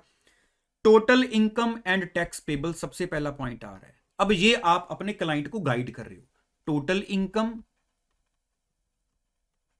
And tax payable. इसका मतलब क्या है, जब एक पर्सन को, मैं एग्जांपल ले रहा हूं, मान लो इंडिविजुअल है ना, पर्सन की डेफिनेशन में मैंने मान लो इंडिविजुअल को उठा लिया कि हमारा जो क्लाइंट है वो इंडिविजुअल है, उसकी टोटल इनकम कैलकुलेट की जाएगी। टोटल इनकम कौन से साल की देखी जाएगी, आप मुझे आंसर करो, प्रीवियस ईयर की। कौन से साल में देखी जाएगी, असेसमेंट ईयर में। इसकी कुछ एक्सेप्शंस भी आएंगी, वो भी हमारे सिलेबस में कवर होंगी इसी चैप्टर में, कि कौन से केसेस हैं जिसमें उस साल की इनकम को उसी साल में टैक्स ले लिया जाए, असेसमेंट ईयर आने की वेट ना कीजिए। ऐसी भी हम कुछ 4-5 ऐसी कुछ एक्सेप्शंस करेंगे, लेकिन वो बाद में उसको डिस्कस करेंगे, पहले ये समझते हैं। हमारे केस में हमारा क्लाइंट क्या है, इंडिविजुअल, ठीक है। उसका प्रीवियस ईयर हमने देख लिया, मान लो 2020-21 उसका प्रीवियस ईयर सपोज कर लो। उसको हम ये बता रहे हैं कि टोटल इनकम सबसे पहले कैलकुलेट की जाती है, टोटल इनकम, तो उसके बाद उसके ऊपर कितना टैक्स लगेगा, फिर हम टैक्स कैलकुलेट करते हैं। अब क्वेश्चन आ गया कि टोटल इनकम क्या होती है, टोटल इनकम कैसे कैलकुलेट की जाती है, वो मैं कैसे कैलकुलेट करके लाऊं, ठीक है, टोटल इनकम। अब टोटल इनकम जब कैलकुलेट करनी है तो देखो हमारे पास सबसे पहला स्टेप क्या आ रहा है उसके नीचे। आप अगर आपके पास मॉड्यूल ओपन है, आपको साथ साथ सब डिटेल में भी टेक्स्ट मिल रहा होगा, जहां से आप बाद में सेल्फ स्टडी कर सकते हो। तो स्टेप 1 क्या आ रहा है, देखो हमारे पास determination of residential status. Residential status, अब मेरी बात को ध्यान से सुनना। जो मेरा क्लाइंट मेरे पास बैठा है, पर्सन की डेफिनेशन में 7 कैटेगरीज हमने डिस्कस की है ना, ये अभी हमारे पास ये 7 कैटेगरीज थी। मेरा क्लाइंट कौन सी कैटेगरी में है? इंडिविजुअल की कैटेगरी में। हमारा सिलेबस में जो चैप्टर नंबर 2 है, आप अपनी बुक में चैप्टर नंबर 2 अगर देखोगे खोल के, तो वो चैप्टर क्या है? हमारा रेजिडेंशियल स्टेटस कैसे डिसाइड किया जाता है। तो अगर 7 कैटेगरीज हैं हमारे पास पर्सन की डेफिनेशन में, तो इन 7 कैटेगरीज के लिए हमारे पास रूल्स हैं कि रेजिडेंशियल स्टेटस कैसे डिसाइड किया जाएगा। एक पर्सन जो इंडिविजुअल है उसका रेजिडेंशियल कैसे डिसाइड करना है, मैं अभी बताने लगा हूं आपको रेजिडेंशियल स्टेटस बेसिकली क्या होता है। शॉर्ट में बताऊंगा, इन डेप्थ में चैप्टर 2 में डिस्कस करेंगे कि इंडिविजुअल हो, अच्छा आपका रेजिडेंशियल स्टेटस ऐसे देखा जाएगा। अच्छा एचयूएफ हो, आपके ये रूल्स हैं। अच्छा आप क्या हो? आप कंपनी हो, आपके ये रूल्स हैं। आप फर्म हो, आपके ये रूल्स हैं। तो ऐसे ही सबके रूल्स हैं कि ये रूल्स लगाकर जो हमने चैप्टर 2 में सीखने हैं, उससे हमें उस पर्सन का रेजिडेंशियल स्टेटस सबसे पहले पता लगाना होता है। ये स्टेप्स क्यों लग रहे हैं, हम क्यों ये सब कुछ कर रहे हैं, हमने क्या कैलकुलेट करना है? हमने अभी डिस्कस किया कि हम उस पर्सन की टोटल इनकम और टैक्स कैलकुलेट करना चाह रहे हैं, है ना। उस बंदे का कितनी टोटल इनकम है और उसके ऊपर उसका क्या टैक्स बनेगा। ये सब कुछ देखने के लिए सबसे पहले हमें क्या पता होना चाहिए कि उस बंदे का रेजिडेंशियल स्टेटस पता करो, जो हमने कहां पर सीखना है? चैप्टर नंबर 2 में जाकर। अब थोड़ा सा बता देता हूं कि ये बेसिकली क्यों देखा जाता है। अब देखो बेसिकली अगर मैं यहां पर इंडिविजुअल की बात ही कर लूं, एक पर्सन है जो कुछ टाइम, अब देखो एक कंसेप्ट जो आपको ऑलरेडी क्लियर हो गया, प्रीवियस ईयर, पिछले साल की इनकम को असेसमेंट ईयर में हम टैक्स लगाते हैं। तो जिस साल की इनकम टैक्स टैक्स लगानी है, जिस साल की इनकम हम कैलकुलेट कर रहे हैं, जैसे प्रीवियस ईयर की बात हो रही है कि प्रीवियस ईयर की इनकम के ऊपर टैक्स लगाया जाएगा, तो हमें यह भी देखना होता है कि वो पर्सन जो है, अगर मैं देखो यहां पर स्पेसिफिकली इंडिविजुअल की बात करूं कि वो कितना टाइम इंडिया में था, कितना टाइम वो इंडिया से बाहर था। शॉर्ट में डिस्कस करूंगा, इन डेप्थ नहीं जाएंगे। उसका रेजिडेंशियल स्टेटस कि उसका जो रहने का कितना टाइम इंडिया में, कितने दिन बन रहे थे, कितने दिन इंडिया से उसके बाहर बन रहे थे, क्या रूल है, कितने दिन अगर वो बंदा इंडिया में रह जाए, क्योंकि उसकी आगे कैटेगरीज बन जाती हैं कि अगर मान लो एक पर्सन इतने दिन इंडिया में रह लेता है, तो हम कहते हैं कि जी ये इंडिया का रेजिडेंट माना जाएगा। अगर वो कुछ कंडीशंस नहीं सेटिस्फाई कर पा रहा, तो एक हमारे पास डेफिनेशन आ जाएगी कि नहीं जी ये तो नॉन रेजिडेंट है। ठीक है, ये सारा काम सेकंड चैप्टर का है। लेकिन रेजिडेंशियल डिसाइड पहले ये देख रहे हैं, रेजिडेंशियल स्टेटस नॉर्मली चीजें क्या होती हैं उसमें। उसमें पर्सन का, अगर इंडिविजुअल की बात हो रही है, तो हम देख रहे हैं कि वो इंडिया में क्या टाइम उसका काउंट करके कैलकुलेशन के हिसाब से जो भी बन रहा है, तो क्या एज पर रूल वो टाइम सारा देखने के बाद वो रेजिडेंट आ रहा है, वो नॉन रेजिडेंट आ रहा है। अच्छा अगर रेजिडेंट आता है, उसके बाद फर्दर होता है कि उसको देखा जाता है कि वो ऑर्डिनरी है, यहां पर हमारा बेसिकली ऑर्डिनरी रेजिडेंट है, या फिर वो नॉट ऑर्डिनरी रेजिडेंट है। ठीक है, तो ये रेजिडेंट की आगे कैटेगरीज आ जाएंगी कि ऑर्डिनरी है, नॉट ऑर्डिनरी है। या इसके अलावा हमारा जो एक बीच में न्यू पॉइंट ऐड हुआ है, जो पहले नहीं होता था, कि डीम्ड रेजिडेंट। ठीक है, ये सारा कुछ अब डीम्ड रेजिडेंट भी हमारे पास एक न्यू कह लो कि ऐड हो चुका है, जो हमने सारा चैप्टर नंबर 2 में जाकर सीखना है। तो ये रेजिडेंशियल स्टेटस हर पर्सन की डेफिनेशन के अकॉर्डिंगली, इंडिविजुअल का है तो उसके अपने रूल्स हैं, एचयूएफ का है तो उसके रूल्स हैं, कंपनी है तो उसके रूल्स हैं, ठीक है, फर्म है तो उसके रूल्स हैं। तो हमें ये रेजिडेंशियल स्टेटस सबसे पहले डिसाइड करना होता है कि कौन पर्सन की कैटेगरी है, उसका रेजिडेंशियल कैसे डिसाइड किया जाएगा। अब ये क्यों डिसाइड किया जाता है, क्योंकि ये भी तो पता हो ना। ठीक है, वो चैप्टर 2 में जाके सीख लेंगे, लेकिन ऐसा कर क्यों रहे हैं, इसका रीजन सुनो, फिर आपको लगेगा अच्छा हाँ इसलिए इस पॉइंट की इंपॉर्टेंस है।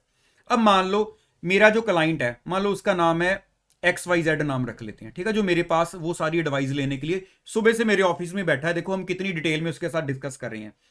मेरा क्लाइंट है XYZ, ये इंडिविजुअल है। ठीक है, तो मान लो हमने जब इसका रेजिडेंशियल स्टेटस डिसाइड किया तो ये बंदा रेजिडेंट की कैटेगरी में आ गया। अब मान लो दूसरी कैटेगरी, मैं दूसरी मानकर चल रहा हूं नॉन रेजिडेंट। मान लो रेजिडेंट में नहीं आया, वो नॉन रेजिडेंट में आ गया। इसके साथ फर्क क्या पड़ेगा? ये बंदा कह रहा है जी मेरी इंडिया में भी इनकम है। मेरी बात को ध्यान से सुनते जाना और समझते जाना।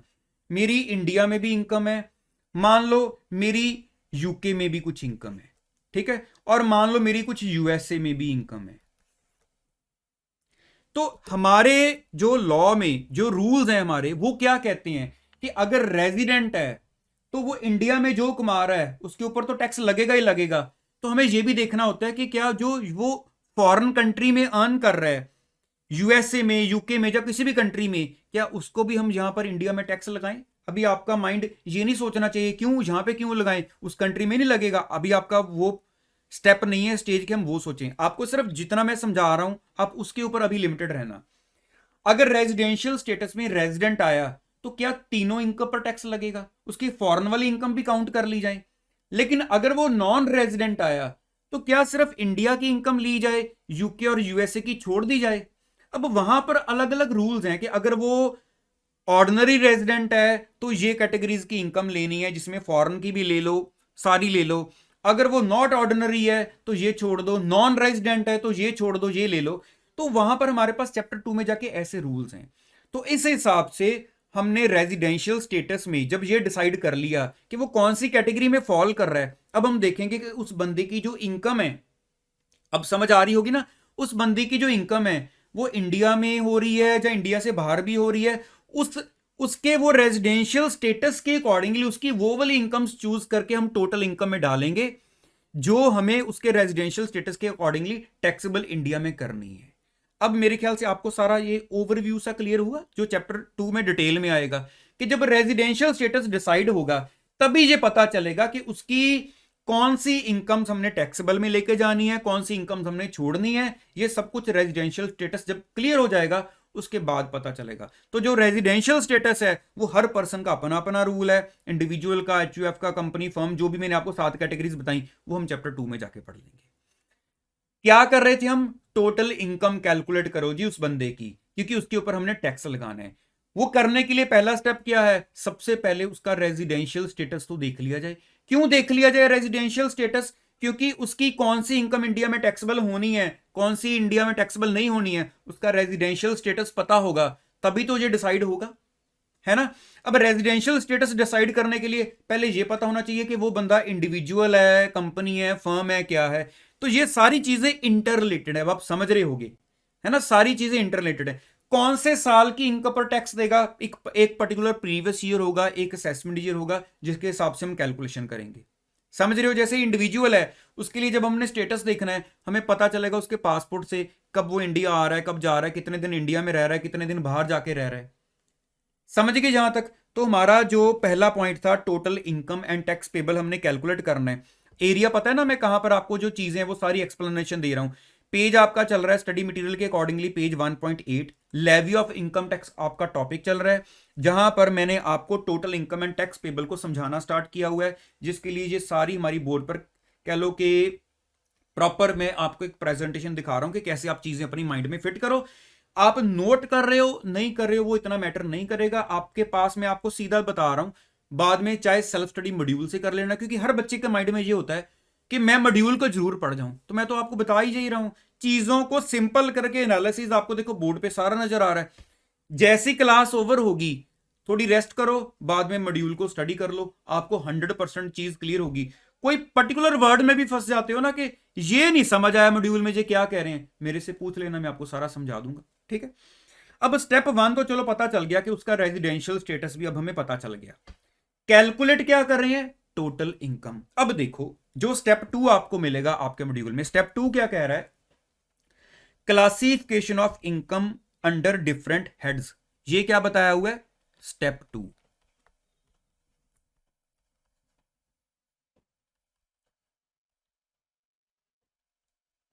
Classification of income under different heads.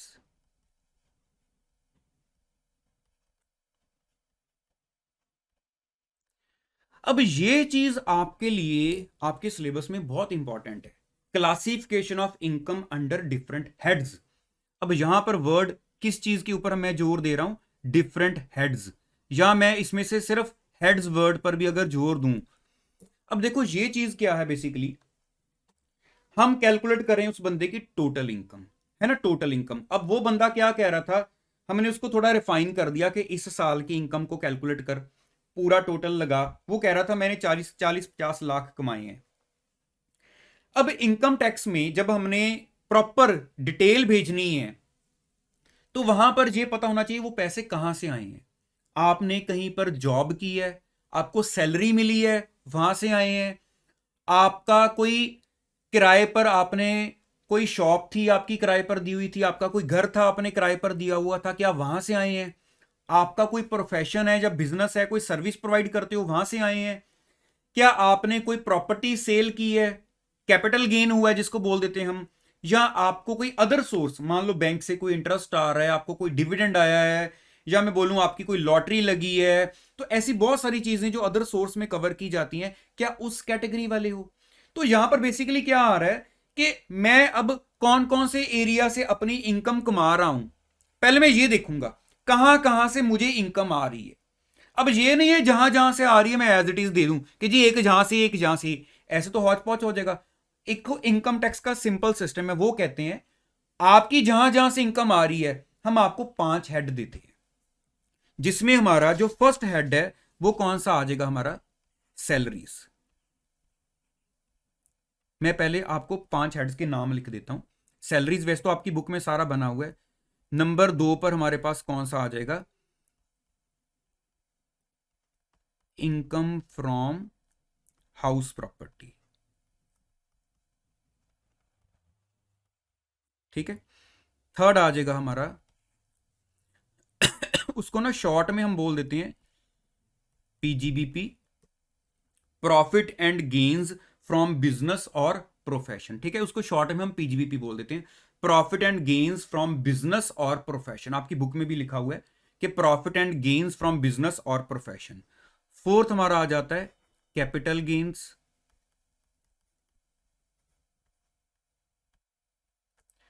Fifth हमारे पास क्या आ जाएगा, जिसको हम एक रेजिड्यूअल हेड भी बोल देते हैं, कि अगर जो इनकम पहले 4 हेड्स के रूल्स के अकॉर्डिंगली नहीं कवर हो पा रही है उसको हम अदर सोर्स में ले जाएंगे,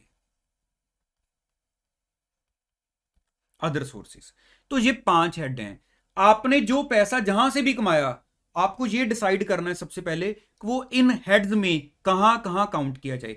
इनकम टैक्स का सिंपल रूल है जी, जो भी कमा रहे हो इन 5 एरियाज में उसको आप डिवाइड कर दो। इस 5 के अलावा कोई एरिया नहीं है जहां पर आप उस इनकम को रख दो। तो इसलिए लास्ट जो फिफ्थ हमारे पास है वो अदर सोर्स है। अब यहां पर ये जो 5 हेड्स हैं मैं आपको बताऊं, देखो जैसे आपका जो मॉड्यूल 1 है जिसमें हम पढ़ रहे हैं बेसिक कंसेप्ट, चैप्टर 1 है। आपका चैप्टर 2 रेजिडेंशियल स्टेटस आ जाएगा। थर्ड आपका एक एग्जेम्प्टेड इनकम्स वाला चैप्टर होता है, मैं आपको बताऊंगा भी कि क्या होती है।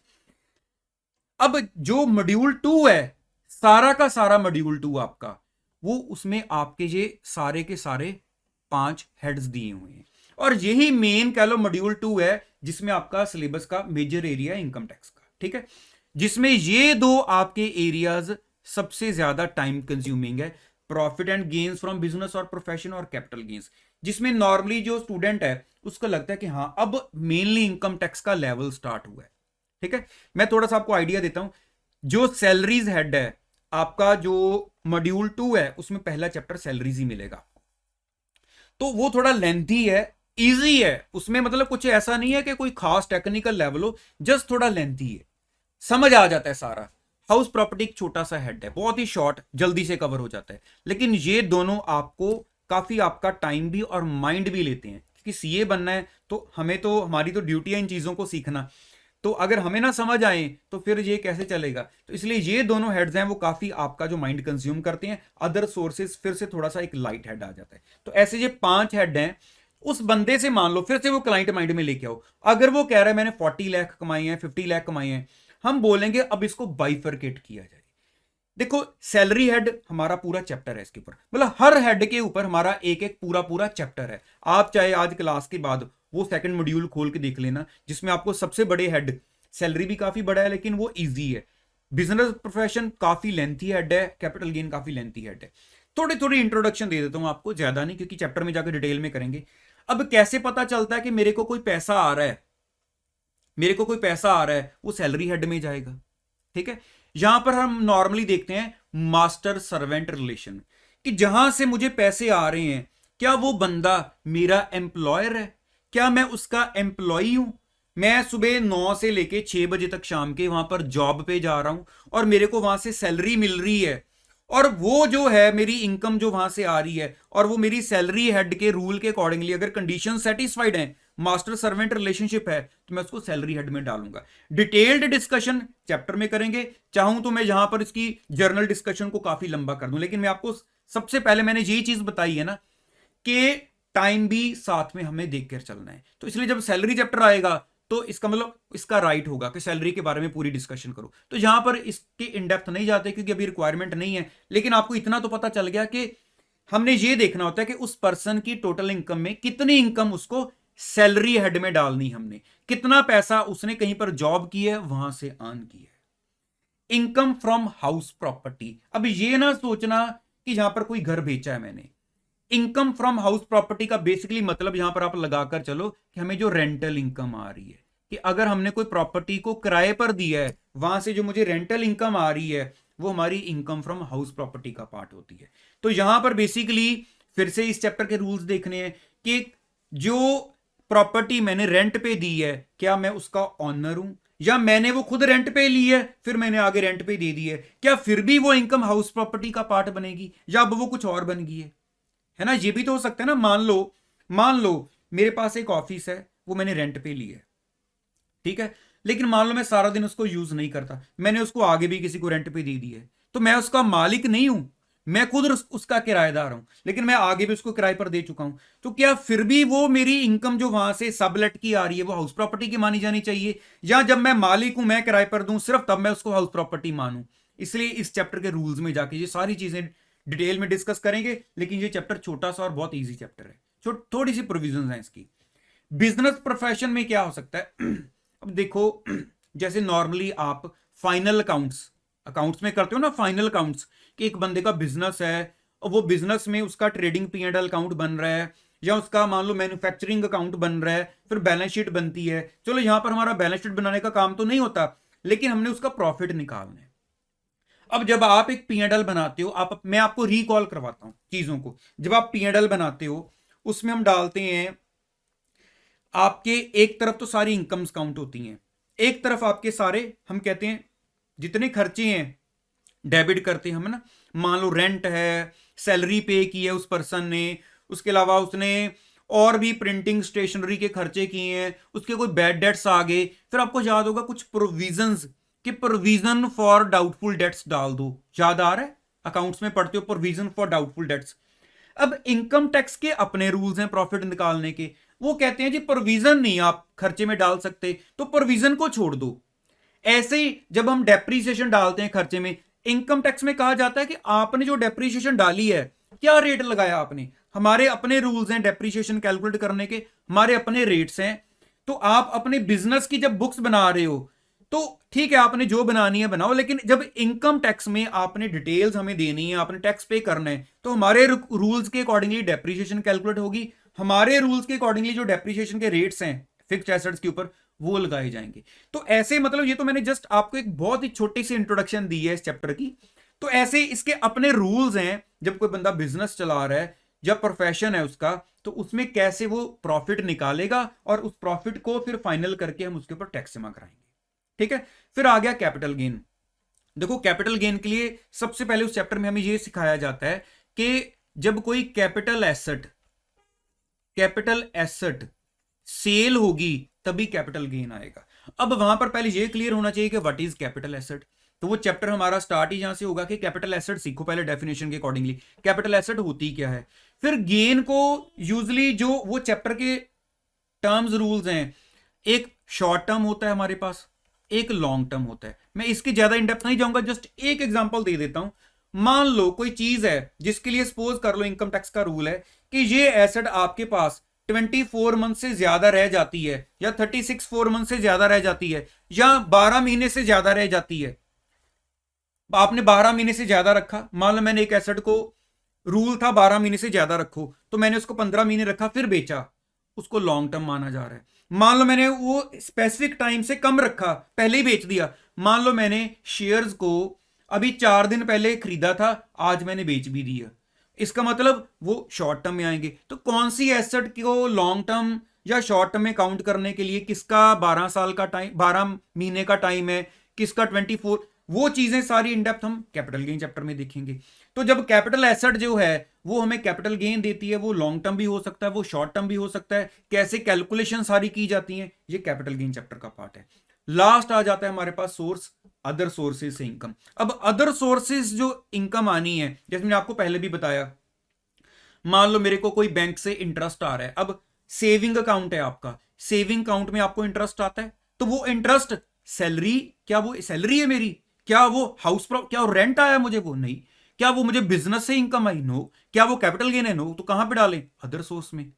ठीक है, मान लो आपका मेन बिजनेस कोई और है, में आप जॉब करते हो कोई, ठीक है, शाम को एक आधा घंटा मान लो कोई ट्यूशन कोचिंग्स दे ली, या उसके अलावा मैं बोलूं बहुत सारे और ऐसे काम होते हैं जो मतलब, मान लो मेरे को कोई डिविडेंड इनकम आ रही है, उसके अलावा मान लो जैसे मैंने आपको बताया था कि कोई शो था जहां पर मैंने पार्टिसिपेट किया, मैं जीत गया, मेरे को वहां से इनकम आई, ठीक है, मेरी लॉटरी निकल आई। तो ऐसी सारी चीजों के लिए हमारे पास अदर सोर्स हेड है, जिसको हम डिटेल में पढ़ेंगे कि जहां पर क्या क्या कवर किया जाता है और क्या इसके रूल्स हैं।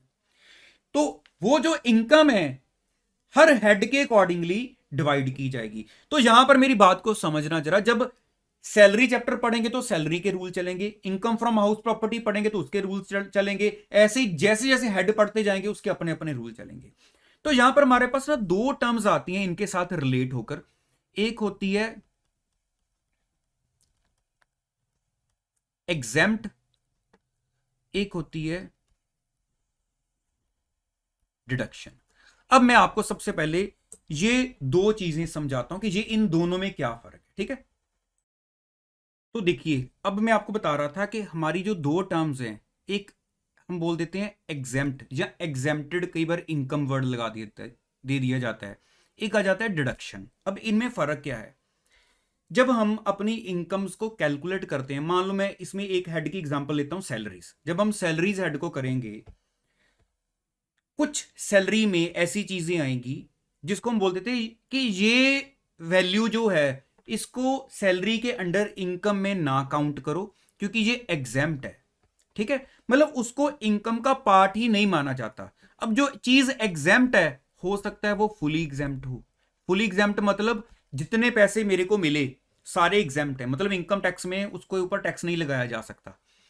पार्टली एग्जेम्प्ट भी हो सकते हैं कि कुछ पार्ट जो है उसका एग्जेम्प्ट कर दिया जाए और कुछ पार्ट के ऊपर टैक्स लगा दिया जाए। मतलब कहने का मतलब क्या है, जब एग्जेम्प्ट वर्ड लग जाता है, एग्जेम्प्ट, तो वो जो वैल्यू है उसको आप टोटल इनकम के अंदर काउंट ही नहीं करते।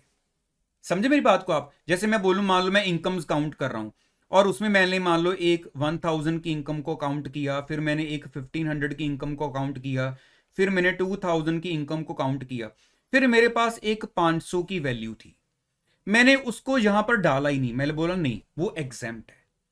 अब उसके बाद मेरे पास एक और इनकम थी, सपोज कर लो 2500 की, मैंने उसको काउंट किया, अब मैंने उसका टोटल लगा दिया, ठीक है, जो भी हमारे पास टोटल आएगा। तो अब यहां पर ये इनकम मेरी क्या थी, एग्जेम्प्ट हो गई। अब डिडक्शन वर्ड कब लगता है, जब हम अपनी इनकम कैलकुलेट कर रहे हैं, तो मान लो यहां पर मैं ये 500 को भी काउंट तो कर रहा हूं, लेकिन बाद में जाकर मैंने बोला जब टोटल आएगा ना, तो उसके बाद इसको नीचे माइनस कर देना, इसको हम कह देते हैं कि ये डिडक्शन है, कि इसको बाद में माइनस कर दिया जाएगा। एग्जाम्प्ट में वो चीज इनकम का पार्ट ही नहीं बनेगी, लेकिन डिडक्शन में इनकम में तो वो थी लेकिन बाद में उसको माइनस करके निकाल दिया गया। तो जब हम चैप्टर्स करेंगे तो चैप्टर के अंदर भी आपको कभी मिलेगा, देखो सबसे पहले तो हम जैसे जैसे हेड वाइज चैप्टर्स करते जाएंगे, सीखते जाएंगे, तो सैलरी में से उस पर्सन की टोटल वैल्यू कितनी आ रही है, मतलब हमें उस बंदे की टोटल सैलरी पता चल जाएगी। फिर हम उसका जो रेंटल इनकम है वो टोटल देख लेंगे, बिजनेस प्रोफेशन में टोटल इनकम कितनी है वो भी देख लेंगे, कैपिटल गेन में टोटल इनकम कितनी है वो भी देख लेंगे, अदर सोर्स में कितनी है वो भी देख लेंगे। तो वो जब टोटल देख रहे हैं हम, उसमें हो सकता है कुछ उसकी सैलरी का पार्ट एग्जेम्प्ट हो, और सैलरी में से कुछ डिडक्शंस भी होती हैं ना, वो हम चैप्टर में जाके सीखेंगे सेक्शन 16 में क्या डिडक्शन मिलती है सैलरी में। तो ये चीजें आपकी हेड के अंदर भी चलेंगी, और जब हमारे सारे हेड्स खत्म हो जाते हैं, तो मैं अभी आपके पास एक दो स्टेप के बाद बात करूंगा, एक सारे हेड्स की इनकम का टोटल लगाने के बाद भी एक डिडक्शंस की बारी आती है, वो आपको धीरे धीरे करके अभी फर्स्ट चैप्टर में सारा क्लियर हो जाएगा। अच्छा, एक ये भी डिडक्शंस होती हैं, वो भी अल्टीमेटली टोटल इनकम में से माइनस की जाती हैं, जिसको ग्रॉस टोटल इनकम कहते हैं। फिर उसके बाद हम कुछ डिडक्शंस माइनस करते हैं। लेकिन अभी हमने क्या सीखा, पहले एक बार आपको क्विकली बता दूं। हमने उस बंदे का सबसे पहले total income and tax payable, याद है ना, कहां से स्टार्ट हुए थे, टोटल इनकम कैलकुलेट करनी है एंड टैक्स पेबल कैलकुलेट करना है। उसके लिए सबसे पहले देखा कि वो पर्सन में कौन सी कैटेगरी में आ रहा है। हमारे केस में मैंने अज्यूम कर लिया था वो इंडिविजुअल में आ रहा था। फिर हमने उसका रेजिडेंशियल स्टेटस देखा। क्यों देखा, ताकि हमें यह पता चल जाए कि उसकी कौन सी इनकम हमने लेनी है, कौन सी इनकम हमने उसकी छोड़नी है, क्योंकि उसकी फॉरेन की इनकम है या इंडिया की है, वो रूल्स चैप्टर 2 में आएंगे। ठीक है, रेजिडेंशियल स्टेटस देख लिया। उसके बाद हम कह रहे थे कि अब उसका जो टोटल अर्निंग है, उसने कहां कहां से पैसे कमाए, उसको ये हेड वाइज बाइफरकेट किया जाए, कितना सैलरी में जाएगा, कितना बाकी के ये हमारे जो 4 हेड हैं सैलरी के अलावा उनमें जाएगा। ठीक है, यहां तक हो गया। फिर हमने थोड़ा सा सीखा कि अच्छा ये एग्जेम्पशन और डिडक्शन नाम की चीज क्या है। तो जब हमारा ये 5 हेड्स में इनकम को बाइफरकेट कर लिया गया, हमने हेड्स के अंदर जो भी एग्जेम्पशन या डिडक्शंस थी वो डील कर ली हैं, यहां तक हमारा हो गया। अब हमारे पास जो टोटल वैल्यू आ रही है ये पांचों हेड्स को टोटल लगाकर, अब उसके बाद आपको ना यहां पर देखो, जैसे मैं साथ साथ आपको सारा आपके मॉड्यूल के अकॉर्डिंगली स्टेप्स समझाता जा रहा हूं, है ना, सारा स्टेप्स वाइज हम चल रहे हैं। तो यहां पर हमने स्टेप नंबर 2 है वो यहां तक हमने कंप्लीट कर लिया है, और उसके बाद जब मैंने आपको ये एग्जेम्पशन और डिडक्शंस की बात की, तो आपका जो स्टेप 3 है वो भी इसमें हमारा कवर हो गया। मतलब हमने स्टेप 3 तक ये सारा कवर कर लिया है। तो जहां से आप इसको रिवाइज भी कर सकते हो, आपको कुछ भी ऐसा नहीं मिलेगा जो मैंने आपके साथ डिस्कस ना किया। तो अब आ जाते हैं हमारे पास स्टेप 4। अब स्टेप 4 क्या है, स्टेप 4 बेसिकली आपका मॉड्यूल 3 आ जाएगा। मॉड्यूल 3, क्योंकि मॉड्यूल 2 में आपके पास सारे हेड्स चले। अब मॉड्यूल 3 में देखो स्टेप 4 क्या आ जाता है, जब आपने ये 5 हेड्स की सारी इनकम्स को कैलकुलेट करके, जो भी एग्जेम्प्टेड थी, इंटरनली हेड्स के अंदर डिडक्शन थी, सारी देख ली हैं। अब उसके बाद नेक्स्ट स्टेप आ जाता है हमारे पास क्लबिंग का। क्लबिंग में हमें क्या मिलेगा, आपको ये सारी इंट्रोडक्शन बहुत जरूरी है, ठीक है, तभी हमें ये सारी चीजें समझ आएंगी। क्लबिंग में देखो हमें क्या मिलता है। अब मान लो कई बार क्या है कि जैसे हम इनकम टैक्स को जब रेट्स वगैरह को पढ़ेंगे, तो नॉर्मली क्या है, सपोज कर लो कि मैं बोलूं, आपको एक एग्जांपल देता हूं कि जो हमारा टैक्सेशन सिस्टम है उसमें मैं बोलूं कि अगर मान लो एक इंडिविजुअल है, ठीक है, उसकी एज सपोज कर लो 30 ईयर्स है, तो हम कहते हैं कि अप टू 2,50,000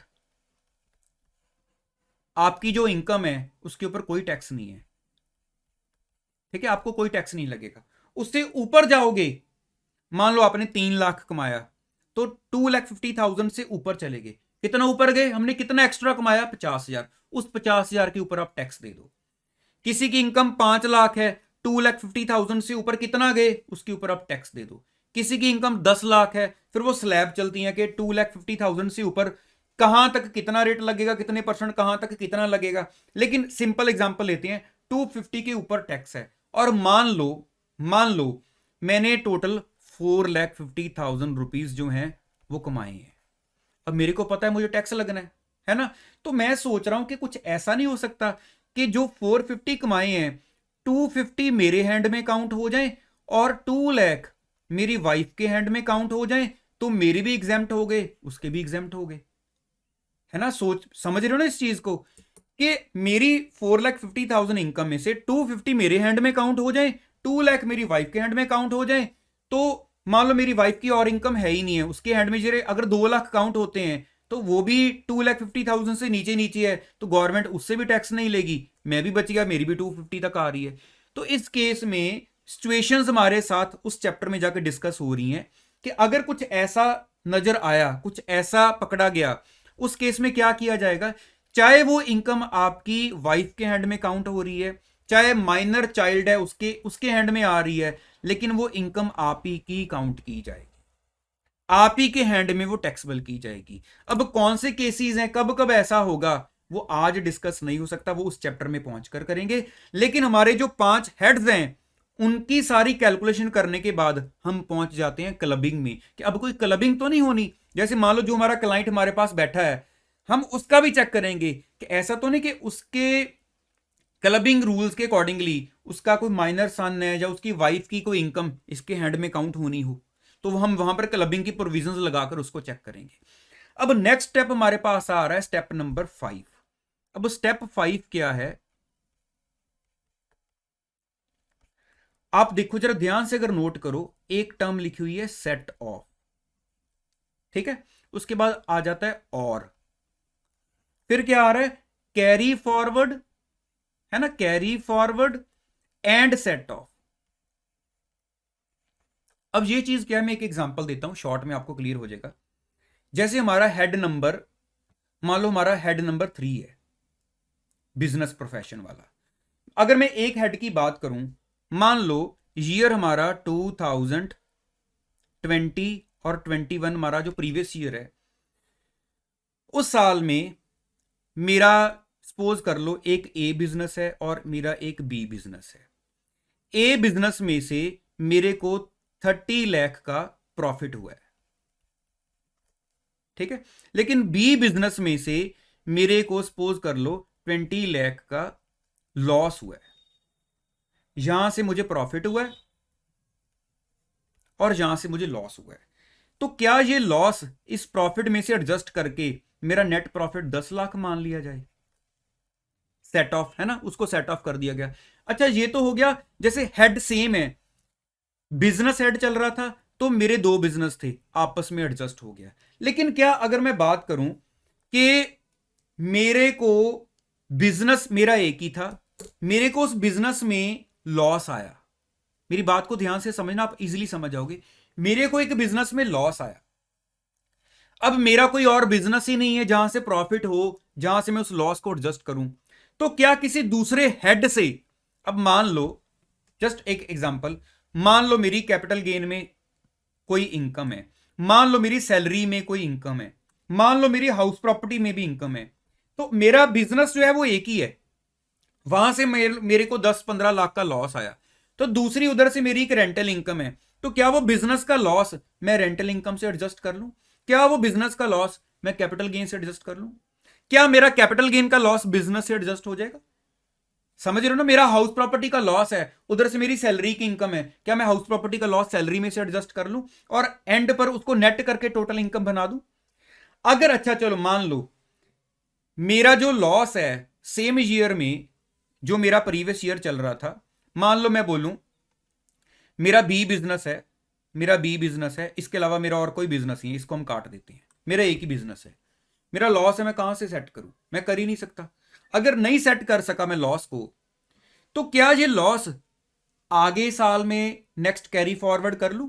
आगे चल के किसी और साल में मेरे को प्रॉफिट आता है, तो मैं क्या आगे चल के इसको कहीं से एडजस्ट कर सकता हूं? क्या जब आगे चलूंगा मान लो 2020-21 का मेरा लॉस नहीं एडजस्ट हुआ किसी और इनकम के साथ या बिजनेस के साथ, तो जब आगे चलूंगा तो आगे चल के मेरा ये बिजनेस या कोई और बिजनेस चल रहा है, इसका लॉस वहां से एडजस्ट कर लूं या किसी और इनकम से एडजस्ट कर लूं? कितने साल तक आगे लेके जा सकता हूं? अगर दूसरे साल भी लॉस है, तीसरे साल भी लॉस है, तो क्या जितना मर्जी आगे लेता जाऊं जब तक प्रॉफिट नहीं आता इसको एडजस्ट करने के लिए? ये सब कहां पढ़ेंगे हम? हमारा जो मॉड्यूल 3 है ना, उसमें ये हमारा चैप्टर है आफ्टर क्लबिंग, फिर हमारा सेट ऑफ। अगर सेट ऑफ नहीं हो पाया सेम ईयर में, जैसे पहले वर्ड है सेट ऑफ, कि उसी साल सेट कर लो, जब सेट ऑफ करना होता है पहले हम देखते हैं कि सेम हेड में से देखो, फिर दूसरे हेड में से देखो, ये रूल्स हैं कहां कहां से किया जा सकता है। अगर नहीं हुआ तो फिर कैरी फॉरवर्ड कर लो, नेक्स्ट ईयर ले जाओ। लेकिन कितने साल तक जा सकता है, 4 साल हैं, 8 साल हैं, कितने हैं, ये उस चैप्टर में पढ़ेंगे, ठीक है। अब देखो क्या हुआ, हमने 5 हेड्स में कैलकुलेशन की, पूरे 5 हेड सीखेंगे तभी वो कैलकुलेशन करनी आएगी। फिर हमने क्लबिंग की प्रोविजंस लगा के देखनी है कि कहीं इस बंदे की इनकम किसी और के हैंड में इसने डाल दी हो लेकिन टैक्सेबल इसके हैंड में होनी हो, क्लबिंग लगाएंगे। फिर हम सेट ऑफ देखेंगे, जब ये 5 स्टेप हमारे पूरे हो जाते हैं, अब वहां पर सारा टोटल लगा दिया जाएगा, पांचों के पांचों हेड की इनकम को टोटल करके, क्लबिंग जो हुई सेट ऑफ के बाद एडजस्ट करके जो नेट रिजल्ट निकल रहा है, ठीक है, जो नेट रिजल्ट निकल रहा है हम उसको क्या कह देते हैं अल्टीमेटली, ग्रॉस टोटल इनकम। इसको क्या बोल दिया जाएगा, ग्रॉस टोटल इनकम। अब मेरे ख्याल से आपको यहां तक पूरा क्लियर है। अब आपका क्लाइंट भी ये सारी बातें समझ चुका होगा है ना, कि कैसे टैक्स के सिस्टम चलते हैं, कि ग्रॉस टोटल इनकम तक हम पहुंच गए। लेकिन जहां से हमने स्टार्ट किया था, मैं आपको पेज नंबर बताता हूं दोबारा, कि एक बार जरा आप देखो पेज 1.8 पर, वहां पर क्या लिखा था step, total income and tax payable. क्या वहां पर ग्रॉस वर्ड लगा हुआ था? वहां पर लिखा हुआ था total income and tax payable. इसका मतलब हमने अभी टोटल इनकम पर पहुंचना है। कि टोटल इनकम कैसे आएगी, ये यहां पर ग्रॉस वर्ड कैसे आ गया, ग्रॉस वर्ड कैसे आ गया? पहले तो देखो, जब ग्रॉस लग रहा है, हमने 7 स्टेप्स लगाए हैं। 7 पॉइंट कैसे आगे, मतलब बेसिकली हमारे 7 स्टेप में कौन से कह रहा हूं, 5 हेड आपके, पूरा मॉड्यूल 2 मतलब 5 हेड्स। फिर आपका आ गया clubbing and set of carry forward वाला स्टेप। ये 7 के 7 पूरे हमारे लगने के बाद हमारी ग्रॉस टोटल इनकम आ जाती है। इसके बाद नेक्स्ट क्या होता है, आपने सुना होगा ये चीजें, कि आपने कोई LIC करवाई है तो आपको उसका टैक्स में बेनिफिट मिल जाएगा, आपका कोई प्रोविडेंट फंड में पैसा जा रहा है, शायद आपने घर पे ऐसी बातें सुनी हो, तो आपको उसका कोई बेनिफिट मिल जाएगा। नॉर्मली जब पेरेंट्स बच्चों की स्कूल की कॉलेज की फी डिपॉजिट कराते हैं, तो वहां पर स्लिप में लिखा होता है ट्यूशन फी। वो ट्यूशन फी बेसिकली कोचिंग की फी नहीं होती, वो कॉलेज में फंड्स जो है उसके ऊपर लिखा होता है ट्यूशन फी। वो ट्यूशन फी भी आपने सुना होगा, पेरेंट्स नॉर्मली कहते हैं कि हाँ इसका हमें टैक्स में बेनिफिट मिल जाएगा। बहुत सारी चीजें हैं जिसका हम टैक्स में ऐसे बेनिफिट लेते हैं, ठीक है। वो सारे जो कह लो कि बेनिफिट्स टोटल लगा के कितना हम क्लेम कर सकते हैं ग्रॉस टोटल इनकम में से, हमें जिसको वो वर्ड दिया जाता है डिडक्शंस। एक तो मैंने आपको बताया जब हेड वाइज कैलकुलेशन होती है, इंटरनली कुछ डिडक्शंस आती हैं, है ना। अब यहां पर ग्रॉस टोटल इनकम के बाद एक मेन डिडक्शंस आती हैं। ये आपने कॉमनली सुना होगा कि हाँ डिडक्शंस हमने सुना हुआ है, आपको ये स्टेप नंबर 7 में मॉड्यूल में आपके बताया भी हुआ है। तो जहां पर उन्होंने कैटेगरीज भी बनाकर दिखाई है, मैं आपको बोलूंगा कि वो कैटेगरीज में आपको अभी जाने की जरूरत नहीं है। जब वो चैप्टर आएगा तो मैं आपको फुल डिटेल में लेके जाऊंगा जितना रिक्वायर्ड है। तो अभी आपको वो इंटरनली जाकर देखने की जरूरत नहीं है कि कौन कौन सी होती हैं, वो आपके लिए वो रेलिवेंट नहीं है अभी, ठीक है। बस आपको इतना पता होना चाहिए कि हाँ हमने यहां पर डिडक्शंस करनी होती हैं। और अगर मैं आपको थोड़ा सा शॉर्ट में बता दूं कि आप सेक्शन 80 की डिडक्शंस उनको बोला जाता है। 80 की डिडक्शंस जो नॉर्मली सभी कह देते हैं कि 80C से लेकर 80U तक चलती हैं, है ना। कई बार ऐसे भी हम कह देते हैं कि 80C से लेकर 80U तक। लेकिन मैं आपको भी बोलूंगा कि आप सेक्शंस में ना जाओ, जहां जहां जो जो रिक्वायरमेंट होगी मैं आपको खुद ब खुद बताता जाऊंगा। ये हमारा चैप्टर ही जब आगे जाके आना है तो इसके सेक्शंस के बारे में डिटेल्ड डिस्कशन अभी जहां रिक्वायरमेंट होगी वहां करेंगे। तो डिडक्शंस माइनस करने के बाद, ग्रॉस टोटल इनकम में से हम डिडक्शंस माइनस करने के बाद फाइनली स्टेप नंबर 8 पर पहुंचते हैं, जिसलिए हमारे पास वो बंदा आया था कि अब ग्रॉस वर्ड उतर जाएगा। समझ गए हो ना, डिडक्शंस ने ग्रॉस वर्ड उतार देना है। अब हमारी इनकम कौन सी रह जाएगी, टोटल इनकम। अब टोटल इनकम के ऊपर हमने फाइनली टैक्स कैलकुलेट करना होता है। देखा कितनी मेहनत का काम है ना, कितना दिमाग लगेगा इतना सारा सारा काम करने में। अब यहां पर मैं आपको बता देता हूं कि अगर आपने साथ साथ, क्योंकि मैंने बोला था कि आप अपना मॉड्यूल को ओपन रखना, सारा बोर्ड पर समझाऊंगा लेकिन बाद में वहां से सेल्फ स्टडी कर लेना। आपको ना पेज नंबर आप 1.13 पर देख लेना अपने, वहां पर आपको एक चार्ट भी मिल जाएगा, बहुत अच्छा चार्ट बना हुआ है, जहां पर जो मैंने आपको सारा समझाया आपको चार्ट में स्टेप्स मिल जाएंगे। अगर आपने साथ में खोला हुआ है तो आपको एक बार बता भी देता हूं। देखो कंप्यूटेशन ऑफ टोटल इनकम चल रहा है, जिसमें पहले रेजिडेंशियल स्टेटस डिसाइड करो, ठीक है। उसके बाद इनकम को 5 हेड्स में क्लासीफाई करो, हो गए। फिर उसके बाद सारा करने के बाद आपने जो इंटरनली एग्जेम्पशन डिडक्शंस देखनी थी, उसके बाद आपने क्लबिंग प्रोविजंस लगा देनी है। क्लबिंग के बाद आपका सेट ऑफ आ जाएगा, फिर उसके बाद ग्रॉस टोटल इनकम आ जाएगी। फिर हमने ग्रॉस टोटल इनकम में से डिडक्शंस दी तो हमारे पास क्या आ जाएगा, टोटल इनकम। याद रखना इनकम टैक्स में क्या वर्ड के आगे ग्रॉस लिखा हुआ है, क्या सिर्फ टोटल लिखा हुआ है।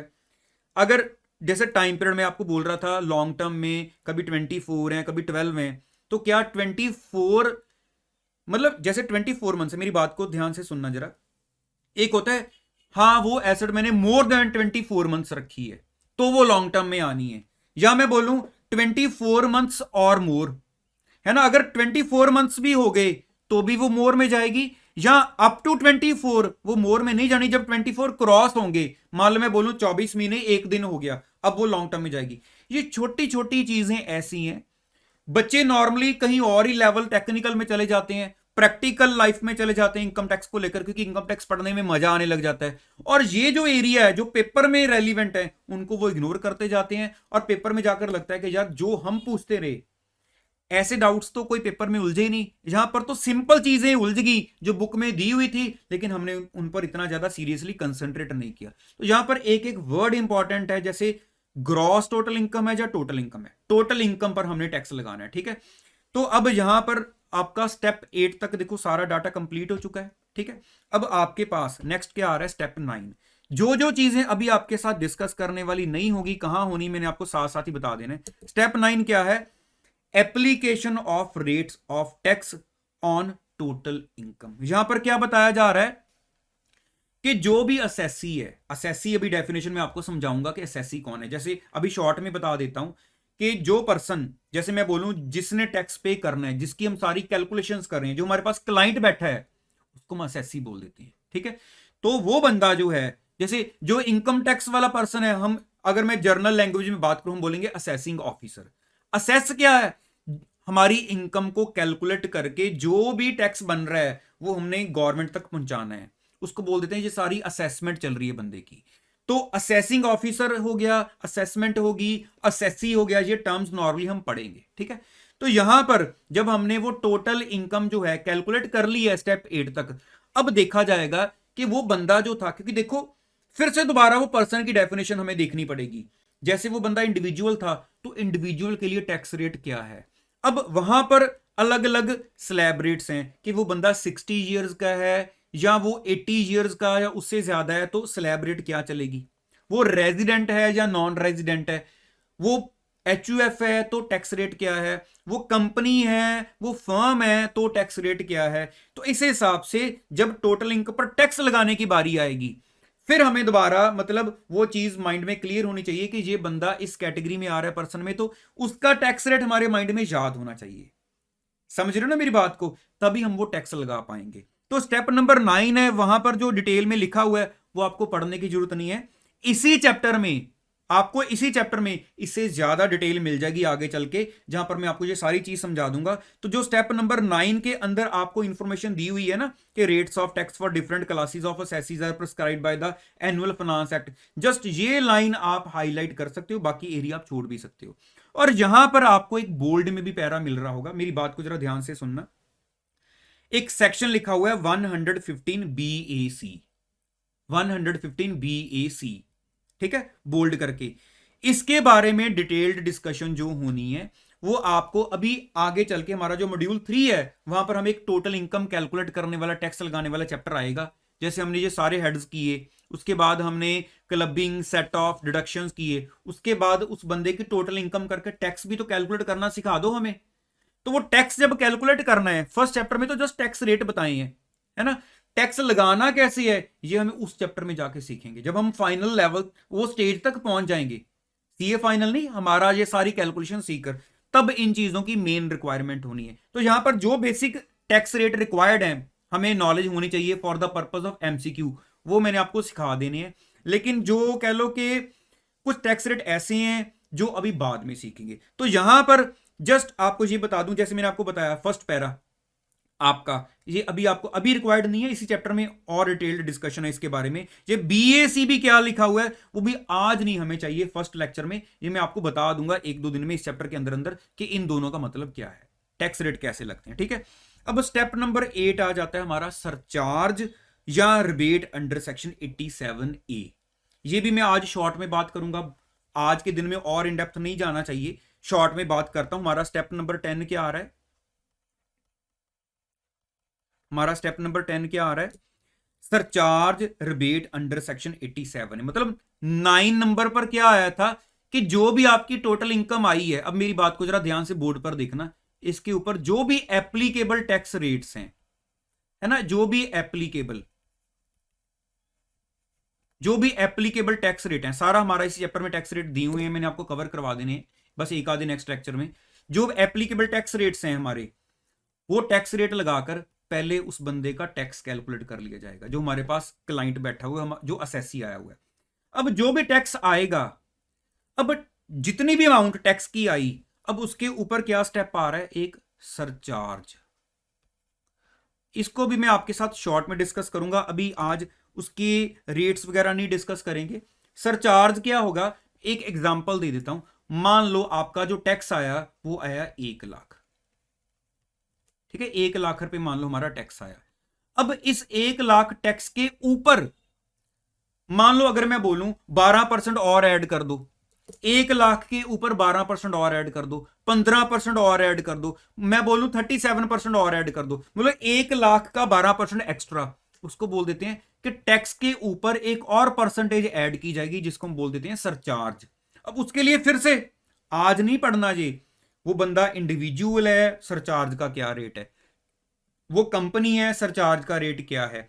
तो पहली बात, सरचार्ज कब स्टार्ट होगा, क्या हर बंदे पर सरचार्ज लगेगा या हर बंदे पर नहीं लगेगा, ये आज के लेक्चर में नहीं कवर करना हमने, लेकिन आपको इतना पता होना चाहिए टोटल इनकम पर टैक्स लगेगा, जितनी टैक्स की अमाउंट आई, अब ये देखना है कि क्या सरचार्ज लगना है ऊपर, अगर लगना है तो कितने परसेंट लगना है, सरचार्ज लगाया जाएगा। अब उसके बाद चलो यहां पर इन्होंने एक 87A के रिबेट की भी बात की हुई है, वो मैं आज डिस्कस ही नहीं करता। सरचार्ज के बाद हम मेनली स्टेप 11 पर आते हैं। ये टेंशन ना लेना कि आपका कोई भी एरिया अनटच्ड रह जाएगा। जिस दिन चैप्टर क्लोज करूंगा ना, उस दिन जो एरिया अनटच्ड छोड़ूंगा वो आपको लिखाकर छोड़ूंगा कि ये एरिया मैंने अभी नहीं टच किए और उसकी वजह ये है। एक एक पेज पर आपको स्टार्टिंग से इस चैप्टर के एंड तक जितने भी पेज हमारे 50-60 होंगे, सारे एरिया स्टिकर लगवाऊंगा, देखो ये एरिया समझ आ गया, ये एरिया कवर हो गया, कोई डाउट है तो मुझे बता दो, ठीक है। तो इसलिए बेफिक्र रहना। स्टेप 11 क्या है, सरचार्ज के बाद हमारे पास आ जाता है हेल्थ एंड एजुकेशन टैक्स। अब ये भी चीज कैसे है, जो टैक्स आया स्टेप नंबर 9 पर, उसके ऊपर सरचार्ज लगा, फिर उसके ऊपर एक और परसेंटेज लगती है, मतलब सरचार्ज भी एक परसेंटेज है, हेल्थ एंड एजुकेशन सेस भी एक परसेंटेज है फर्दर। सरचार्ज तो मैंने आपको बताया हर केस में नहीं लगेगा, हमने वो सीखने हैं रूल्स, कब सरचार्ज लगना है, कितना लगना है, लेकिन हेल्थ एंड एजुकेशन सेस है ना, वो फिक्स्ड है 4%। पहले ये 3 हुआ करती थी, अब 4% चल रहा है कि जो भी आपका ऊपर वैल्यू आ रही है स्टेप नंबर 10 तक, उसके ऊपर 4% और ऐड कर दो, फिर फाइनली हमारा जो टैक्स आ जाएगा जो हम गवर्नमेंट को डिपॉजिट करवाएंगे। यहां तक आई थिंक आपको पूरा क्लियर है। अब मेरे ख्याल से देखो हमारे पास जो एक स्टेप नंबर 12 और 13 इस एरिया के लास्ट आ रहे हैं, लेकिन मुझे लग रहा है कि फर्स्ट लेक्चर में आप थक ना जाओ, और मुझे ये भी लग रहा है कि ये 2 स्टेप कवर करूं तो एक एरिया हमारा आज कवर हो जाएगा, और मैं लास्ट 12 और 13 स्टेप को कवर कर देता हूं। अगर आपको किसी स्टेप में भी डाउट लगा तो आप मेरे को बता देना कि ये स्टेप दोबारा समझा दिया जाए, वो मैं डिस्कस कर दूंगा आपके साथ, ठीक है। तो वैसे उम्मीद नहीं है कि कोई डाउट आएगा, पूरी क्लैरिटी के साथ हमने डिस्कस किया, बुक में से साथ साथ रिवाइज करना। स्टेप 12 और 13 आपको थोड़े शॉर्ट में बता देता हूं, इनकी आपको दोनों स्टेप्स की पहले चैप्टर में ज्यादा रिक्वायरमेंट रहनी भी नहीं है, ठीक है। स्टेप नंबर 12 और 13 लिखकर इनको एक बार आपके साथ डिस्कस करके आज के लेक्चर को वाइंड अप कर देते हैं। स्टेप 12 क्या है, एडवांस टैक्स। एक आ गया हमारे पास टैक्स डिडक्टेड एट सोर्स, जिसको हम टीडीएस भी बोल देते हैं, आपने नाम सुना होगा टीडीएस। देखो हमने सीखा कि जब प्रीवियस ईयर खत्म हो जाएगा तो प्रीवियस ईयर की इनकम को टैक्स असेसमेंट ईयर में लगाया जाएगा, ठीक है। हमारे पास मॉड्यूल 3 में एक चैप्टर आएगा जिसमें हमने एडवांस टैक्स और टीडीएस के रूल्स को पढ़ना है। अब वो क्या है, अब मान लो अभी जैसे हमारा जो साल स्टार्ट होने वाला है नया, 1 अप्रैल 2021 जैसे स्टार्ट होगा, तो ये साल कब खत्म होना है, 31 मार्च 2022 को। पहले मैं आपको गाइड करने लगा हूं एडवांस टैक्स के बारे में। जब ये साल चलेगा इस साल में जो भी हम इनकम अर्न करेंगे, हमने क्या सीखा कि जब इससे अगला साल आएगा, कौन सा, यहां पर 22 हो जाएगा और यहां पर 23 हो जाएगा, जिसको हम बोलेंगे असेसमेंट ईयर। और तब इसको क्या बोल दिया जाएगा कि ये प्रीवियस ईयर है, कि प्रीवियस ईयर की इनकम को असेसमेंट ईयर में जाकर टैक्स लगाकर सारी कैलकुलेशन गवर्नमेंट को दो। लेकिन जब ये साल स्टार्ट होना है ना, एडवांस टैक्स के रूल्स क्या कहते हैं कि आप अपनी इनकम को एक बार एस्टिमेटेड बेसिस पर कैलकुलेट करो, और कैलकुलेट करने के बाद वहां पर एक प्रेस्क्राइब्ड है, मान लो मैं एग्जांपल दूं जैसे 10,000, अगर आपका टैक्स 10,000 से ज्यादा बन रहा है तो फिर आपको असेसमेंट ईयर आने की वेट किए बिना जितना भी आपका टैक्स बन रहा है आप उसको इस साल के अंदर ही एक एक करके अपनी इंस्टॉलमेंट्स, जैसे आपको क्वार्टरली डिपॉजिट करानी है, वो हमारे पास इस पैरा में स्टेप 12 में, अभी डिटेल में इसलिए नहीं जा रहा क्योंकि मुझे लग रहा था आप थक ना जाओ फर्स्ट लेक्चर में, जैसे 15 जून, 15 सितंबर, 15 दिसंबर और 15 मार्च, ऐसे इंस्टॉलमेंट्स में हमें एक एक केस में हमने सीधा 15 मार्च को भी करवाना होता है, वो अभी इस चैप्टर की रिक्वायरमेंट नहीं है, हमने टैक्स को साथ साथ जमा करवा देना है। और जब हमारा असेसमेंट ईयर आएगा, जब क्योंकि देखो अगर मैंने साथ साथ जमा कराना है, मान लो मैंने ये वाला जो साल है मेरा 1 अप्रैल 2021 से स्टार्ट हुआ और जहां पर जाकर खत्म हुआ, इस साल में जब मैंने ये देखना है कि मान लो आज चल रहा है जून 2021 चल रहा है और मैं सोच रहा हूं मार्च 31 मार्च 2022 तक मैं कितना कमा लूंगा, एस्टिमेट ही है ना, सोचो। आप ये भी सोचो, हो सकता है मेरी दिसंबर में जाके लॉटरी लग जाए, उसका मैं कैसे एस्टिमेट लगाऊं, मेरे को कोई कैपिटल गेन आ जाए, मेरी कोई एसेट बिक जाए, मैं आज नहीं सोचकर बैठा वो। तो इसलिए एक एस्टिमेट ही होता है जिसमें अगर हमें लग रहा है कि हमारा टैक्स ज्यादा बनेगा एक लिमिट से, जो लिमिट प्रेस्क्राइब्ड है, तो हमें अपना टैक्स क्वार्टरली ऐसे जमा करवाना होता है। तो बाद में जब असेसमेंट ईयर आएगा तब तक तो वो साल का कंक्लूजन निकल जाएगा कि हमने क्या कमाया, तो जितना टैक्स बनेगा फाइनली, जितना हम जमा करवा चुके हैं माइनस कर दिया जाएगा, बैलेंस हम जमा करवा देंगे। ठीक है, हो सकता है एडवांस टैक्स ज्यादा जा चुका हो, फिर बाकी का रिफंड ले लेंगे, वापस आ जाएगा हमें गवर्नमेंट से कि हमारी तरफ से ज्यादा आ गया, हमने ज्यादा होप रख ली थी कि हम ज्यादा मेहनत कर रहे हैं, हम ज्यादा कमा रहे हैं, हमने ज्यादा टैक्स दे दिया एडवांस टैक्स में, अब हमारा थोड़ा वापस कर दो, जो एक्सेस चला गया वो रिबेट हमें जो है टैक्स रिफंड आ जाएगा। ठीक है, तो एडवांस टैक्स क्या हो गया, जो हमने एडवांस में गवर्नमेंट को जमा करवाना है।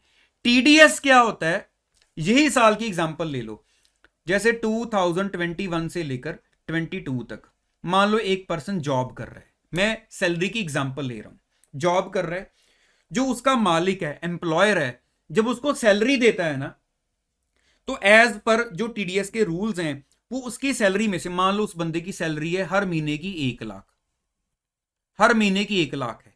अब हमने देखना है कि एज पर रूल, जहां पर हम टीडीएस चैप्टर में जाके 192 सेक्शन पढ़ते हैं, जहां पर हम देखेंगे कि सैलरी में क्या रूल है टीडीएस के। टीडीएस बेसिकली क्या होता है, tax deducted at source. Source क्या, सोर्स कब बोला जाता है, जहां से मुझे पैसा आ रहा है। एक मान लो जो बंदा जॉब कर रहा है उसकी सोर्स ऑफ इनकम क्या है ना, सोर्स ऑफ इनकम, सैलरी उसकी इनकम है, सोर्स क्या है, उसका एम्प्लॉयर जो उसको पैसे दे रहा है। तो टैक्स डिडक्टेड एट सोर्स, जहां से पैसा आ रहा है उस बंदे ने उस जो उसको पैसा दे रहा है सोर्स पे ही उसका टैक्स काट लिया। तेरे को सैलरी दे रहा हूं, इनकम टैक्स का रूल क्या कहता है कि जिसको सैलरी दे रहे हो, चलो ठीक है वो बाद में अपने आप ही टैक्स जमा करा सकता है, लेकिन आप क्या करो, जो सैलरी दे रहा है ना पहले उसका टैक्स काट लो, ताकि जब उसने दोबारा अपनी टैक्स की कैलकुलेशन करनी होगी तो उसका टैक्स पहले ही कट जाएगा। वो टैक्स काट के आप उसके नाम से गवर्नमेंट को जमा करा दो। जब वो फाइनली अपनी टैक्स की कैलकुलेशन करेगा तो उसका टैक्स जो पहले ही कट चुका है तो उसका इतना बेनिफिट मिल जाएगा, बाकी टैक्स वो जमा करा देगा। मैं एक एग्जांपल से आपको समझा देता हूं, जैसे मान लो हमारा 1 अप्रैल 2021 से साल शुरू हुआ और ये 31 मार्च 2022 पर जाकर खत्म हो गया। इस साल में मान लो एक पर्सन ने टोटल अपने एम्प्लॉयर से पूरे साल की 12 लाख सैलरी लेनी थी, मतलब कितनी सैलरी होगी उसकी, 1 लाख पर मंथ के हिसाब से उसकी सैलरी थी। अब मैं जस्ट अज्यूम कर रहा हूं, कोई एग्जैक्ट कैलकुलेशन नहीं है ये, अज्यूम कर रहा हूं, मान लो उसका जो टैक्स है वो हर महीने कट रहा है, अज्यूम कर लेते हैं 5,000 पे हर महीने टैक्स कट रहा है, तो 5,000 के हिसाब से इसका मतलब 12 महीने में 12 मंथ्स इंटू 5,000, उसका कितना टैक्स काट लिया गया? 60,000 रुपये। ठीक है, उसको बाकी की अमाउंट दे दी जाती थी। हर महीने की सैलरी में से मान लो 95,000 उसको पे कर दिया जाता था, 5,000 उसका टैक्स काट के उसका जो पैन, जैसे आपको मैंने बताया ना परमानेंट अकाउंट नंबर, तो वो गवर्नमेंट के डिपार्टमेंट में डिपॉजिट करवा दिया जाता था कि मान लो ये XYZ पर्सन है, इसको हमने टोटल इसकी 1 लाख सैलरी है, 95,000 हमने पे कर दिया है, ये इसके नाम पर 5,000 का टैक्स हमने काट के आपको दे दिया है। जब ये साल खत्म हुआ, प्रीवियस ईयर, असेसमेंट ईयर आ गया 2022 टू 23, अब वो पर्सन क्या करेगा? अपनी पूरी सैलरी पर टैक्स कैलकुलेट करेगा। जो टैक्स बना, अब वो देखेगा कि मान लो कि मेरा टैक्स है, सपोज कर लो कि 70,000, कितना उसका टीडीएस कट चुका है?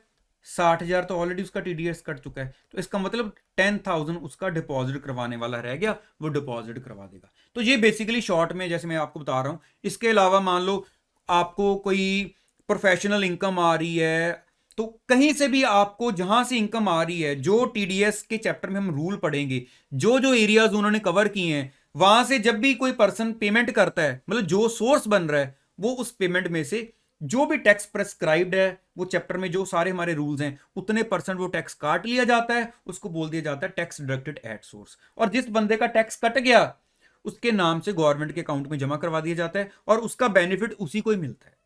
ठीक है, तो ऐसे हमारे पास बेसिकली जो 13 स्टेप्स थे, वो हमने एक बार आज कवर कर लिए। बाकी मैं आपको इतना जरूर बता देता हूं कि ये जो हमने स्टेप्स कवर किए हैं ना, ये तो जस्ट टैक्स की इंट्रोडक्शन चल रही थी। अगर किसी को लगेगा हाँ मेरे को वैसे समझ आ गया सारा, लेकिन इससे ज्यादा मेरे को चाहिए भी नहीं, बेसिकली देखो मैं आपको फैक्ट बताऊं, आज जो भी डिस्कशन हुई है, जैसे जैसे टैक्स चलना है, यही चीजें बार बार बार बार। अब टीडीएस, मान लो कि कोई बच्चा सोचे मुझे अभी टीडीएस अच्छे से नहीं क्लियर हुआ कि सर ने क्या बता दिया, मुझे भी एडवांस टैक्स इतना अच्छे से नहीं क्लियर हुआ कि सर ने क्या बता दिया, लेकिन मुझे थोड़ा थोड़ा आइडिया लग गया क्या था, बस आइडिया तो दे रहा हूं यार। फर्स्ट क्लास में जब वो चैप्टर आएंगे, पूरा इंडेप्थ चलेगा, एक एक चीज आएगी आपकी, ये सारे स्टेप्स आप ये सोच लो कि जस्ट मान लो 0.1% आपके साथ आज डिस्कस हुए। जब जब जैसे जैसे ये चैप्टर आने हैं, ये सारे आपके चैप्टर्स हैं सिलेबस में।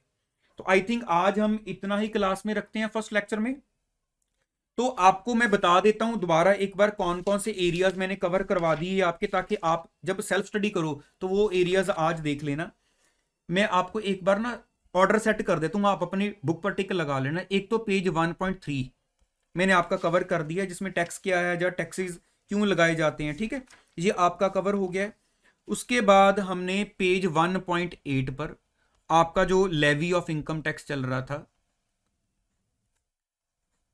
ठीक है, वो आपका स्टेप्स मैंने कवर किए हैं, जिसमें आपको एक इंट्रो मिली है सारी टैक्स की। आपके ये जो कह लो 12 तक स्टेप्स थे, वो हमने कवर किए। उसके अलावा जस्ट मैंने एक इंट्रो दी थी, डिटेल में नहीं गया, वो हम कल वाले लेक्चर में जाएंगे। मैंने आपको थोड़ा सा पर्सन के बारे में बताया था कि 7 कैटेगरीज हैं हमारे पास, ठीक है। उसके बाद आपको मैं जो मैंने आपके साथ थोड़ी सी बिल्कुल स्टार्टिंग में डिस्कशन की थी, वो था आपका पेज नंबर 1.30, जिसमें हमने वो प्रीवियस ईयर और असेसमेंट ईयर के बारे में डिस्कशन की। तो आज हमने ये एरियाज टच किए हैं, जिसके साथ आपको एक इंट्रो मिल गई है टैक्स की। बाकी हम कल वाली क्लास में अब थोड़ा और इन डेप्थ चले जाएंगे, और अराउंड मेरे ख्याल से मिनिमम 3 मैक्सिमम 4 क्लासेस लगेंगी, जिसमें हमारा सारा बेसिक कंसेप्ट अच्छे से हमें जो स्टार्टिंग में क्लियर होना चाहिए वो सारा क्लियर हो जाएगा। चलिए अब मिलते हैं नेक्स्ट क्लास में, तब तक आप इतना काम अपना रिवाइज करके रखना, ताकि आपको नेक्स्ट क्लास में कोई भी चीज समझने में कोई प्रॉब्लम ना आए, ठीक है। चलो हाँ जी, तो चलिए आज हमने जो जो पढ़ा, आपको अब उस लेक्चर का quick overview means mini lecture मिलेगा। तो आपको हर क्लास के बाद जब क्लास फिनिश होगी, तो आपको एक मिनी लेक्चर मिला करेगा। आपको वो सेम डे देखना है या नेक्स्ट डे इसको रिवीजन के लिए देखना है, ये आपकी चॉइस है। तो सबसे पहले मैं आपको बता देता हूं कि मैंने जो भी आपको पॉइंट्स बताए, सबसे पहले हम आज कहां से स्टार्ट हुए थे कि हमारे पास 2 तरह के टैक्सेस हैं। एक हमारा आ जाता है डायरेक्ट टैक्स, एक आ जाता है हमारा इनडायरेक्ट टैक्स, है ना। डायरेक्ट टैक्स क्या था, जिसके ऊपर हमारा जो टैक्स देने का बर्डन है वो सीधा मेरी पॉकेट पर है, मेरे पॉकेट से वो पैसे जा रहे हैं। लेकिन इनडायरेक्ट टैक्स में क्या है कि जिस पर्सन से पैसे लिए जा रहे हैं वो जो इंसिडेंस ऑफ टैक्स मीन जो बर्डन है वो दूसरे के ऊपर शिफ्ट कर देता है, क्योंकि वो उससे टैक्स कलेक्ट करके आगे गवर्नमेंट को डिपॉजिट कराता है। इनडायरेक्ट टैक्स हो गया। अब उसके बाद टैक्सेस गवर्नमेंट क्यों लेती है, क्योंकि अपना सिस्टम सारा कंट्री का चलाना है तो पैसे चाहिए, फंड्स चाहिए, ये बात थी। उसके बाद मैं आपको लेके गया कि हमारे पास प्रीवियस ईयर और असेसमेंट ईयर का क्या कंसेप्ट है, यही था ना। अब फटाफट ओवरव्यू देता हूं कि उसमें हमने क्या डिस्कस किया था, याद है ना वो सास, क्योंकि सास भी कभी बहुती वाली एग्जांपल, 3 साल का नाम मैं टाइम पीरियड लिखूंगा, आपको क्विकली रिवाइज हो जाएगा। पहले नंबर पर मैं लिखने लगा हूं कि 1 साल है हमारे पास, जो मान लो कि 1 अप्रैल 2019 से स्टार्ट हुआ और ये खत्म हुआ 31 मार्च 2020 को, ठीक है। उसके बाद जो इसके बाद 2020 से आगे स्टार्ट हुआ, 1 अप्रैल 2020 से स्टार्ट हुआ और ये चला अप टू 31 मार्च 2021। इसके आगे का भी अगर मैं लिख लूं, वो 1 अप्रैल 2021 से स्टार्ट हुआ और 31 मार्च 2022 तक चलेगा। जब इस साल की इनकम कैलकुलेट हो रही होगी, है ना, जब भी इस साल की इनकम कैलकुलेट हो रही होगी, हम बोल रहे होंगे कि ये हमारा प्रीवियस ईयर है,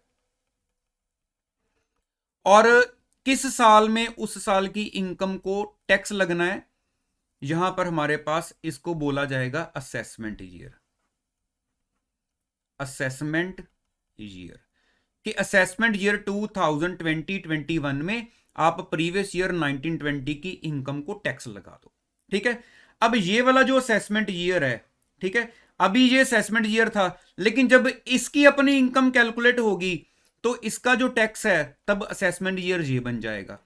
तो अब इसको हम नाम दे देंगे कि ये हमारा असेसमेंट ईयर है, असेसमेंट ईयर। और जब ये असेसमेंट बन गया, इनकम इसकी है, तो इसको क्या माना जाएगा, प्रीवियस ईयर। इसका मतलब ये वाला साल पहले असेसमेंट ईयर था इससे पिछले साल के लिए, लेकिन अब ये जब खुद प्रीवियस बन गया तो असेसमेंट ईयर अगला बन गया। मतलब ये असेसमेंट ईयर जो है, अब आपको क्लियर हो गया ना कि अब ये प्रीवियस बन गया। मतलब ये प्रीवियस ईयर किसी टाइम पर पहले क्या था, असेसमेंट ईयर था, अब वो क्या बन गया, हमारा प्रीवियस ईयर बन गया। तो आप ये समझ लो कि जब मैं बोल रहा हूं कि असेसमेंट ईयर है, उसका मतलब क्या, जैसे मैंने आपको वो सीरियल का नाम याद दिलाया ना, क्योंकि सास भी कभी बहू थी, है ना। तो अब ये मान लो आपका ये सास होगी और ये आपकी बहू होगी, क्योंकि असेसमेंट ईयर है तो तब वो बहू थी, अब वो प्रीवियस ईयर है तो अब उसको क्या बोल रहे हैं हम, सास भी कभी बहू थी, ठीक है, समझ गए ना मेरी बात को। अब इससे आगे हम चले थे तो इसी में एक छोटी सी डिस्कशन आई थी कि अगर मैंने कोई भी काम, कोई बिजनेस है या जॉब ही है, वो स्टार्ट ही उस प्रीवियस ईयर के अंदर जाके की है। मान लो इस साल के अंदर मैंने जून जुलाई में जाके काम शुरू किया, तो उस पर्टिकुलर साल में जब काम स्टार्ट ही हुआ है तो वो जो मेरा प्रीवियस ईयर काउंट होना है वो उस डेट से लेकर उस साल के एंड की 31 मार्च तक काउंट होगा कि हाँ इसका प्रीवियस ईयर इतना है। अब तो काम चलता जा रहा है, लेकिन अगला वाला जो प्रीवियस ईयर होगा उस चीज के लिए वो स्टार्टिंग से चलेगा, ठीक है। इसके बाद में आपको कहां लेके गया था कि सबसे पहले अब हम वो स्टेप बाय स्टेप डिस्कस करें, जिसमें पहला पॉइंट आया था कि पर्सन देखा जाएगा कि पर्सन क्या है। वो 7 पॉइंट्स, इंडिविजुअल, एचयूएफ, मेरे साथ साथ बोलना, individual, HUF, company, firm, AOP, BOI, है ना, याद है ना, एसोसिएशन ऑफ पर्संस या बॉडी ऑफ इंडिविजुअल। उसके बाद हमारे पास आ जाता है local authorities, artificial juridical person. तो ये 7 बंदे हो गए हमारे पास, individual, HUF, company, firm, AOP, BOI, local authority और आर्टिफिशियल ज्यूरिडिकल पर्सन। ये 7 कैटेगरी में हमने पर्सन को डिवाइड किया हुआ है। अब उसके बाद क्या था कि फर्स्ट स्टेप, पहले नंबर पर इनका रेजिडेंशियल स्टेटस देखो जब भी इनकम हमने काउंट करनी है, कि रेजिडेंट है, नॉन रेजिडेंट है। अगर रेजिडेंट है तो ऑर्डिनरी है या नॉट ऑर्डिनरी है, कुछ केसेस में हमने देखना होता है, या फिर वो डीम्ड रेजिडेंट वाला केस था। ये हो गया था। चलो रेजिडेंशियल स्टेटस हमारा मैंने बताया था आपको, सेकंड चैप्टर आएगा। उसके बाद नेक्स्ट स्टेप क्या था कि टोटल इनकम कैलकुलेट करो जिसके ऊपर हमने टैक्स लगाना है। अब टोटल इनकम कैलकुलेट करने के लिए हमारे पास नेक्स्ट पॉइंट आ जाता है हेड वाइज। चलो हेड में सबसे पहला हेड क्या था हमारे पास हमने डिस्कस किया था, पहला हेड रहेगा हमारे पास सैलरीज, है ना, याद है ना। दूसरा हेड कौन सा था? Income from house property. ठीक है, हमारे पास थर्ड हेड क्या था? Profit and gains of business और प्रोफेशन। तो पीजीबीपी मैंने आपको बताया था कि हम शॉर्ट में इसको बोलते हैं। फोर्थ हेड हमारा आ गया था कोई कैपिटल गेन हमें हो रहा है, ठीक है, कैपिटल गेन्स। तो उसके बाद फिफ्थ हमारे पास क्या था? Other sources. ठीक है, अब पांच हेड की जब इनकम टोटल लग जाती है तो हमने इसके इंटरनली ध्यान रखना है, कोई एग्जेम्प्टेड इनकम है या डिडक्शंस है हेड वाइज अंदर उसके, वो ध्यान रखना है। इसके बाद नेक्स्ट क्या आ गया था हमारे पास? जब ये पांच स्टेप मींस पांच हेड से इनकम कैलकुलेट हो जाती है, फिर हम कहते हैं अब आप नेक्स्ट क्या करो?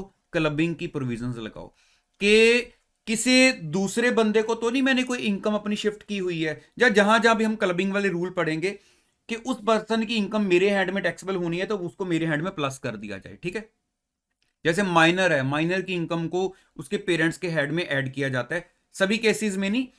ए जैसे मान लो कि उसकी पर्सनल स्किल्स हैं तब हम नहीं करते, तो ये चीजें हम अदर सोर्स चैप्टर में जाकर, जब हमारे पास कह लो कि वो हमारा जो क्लबिंग वाला चैप्टर है, क्लबिंग वाले चैप्टर में जाकर हम ये पढ़ेंगे कि कब हमने क्लब करना है कब नहीं क्लब करना है।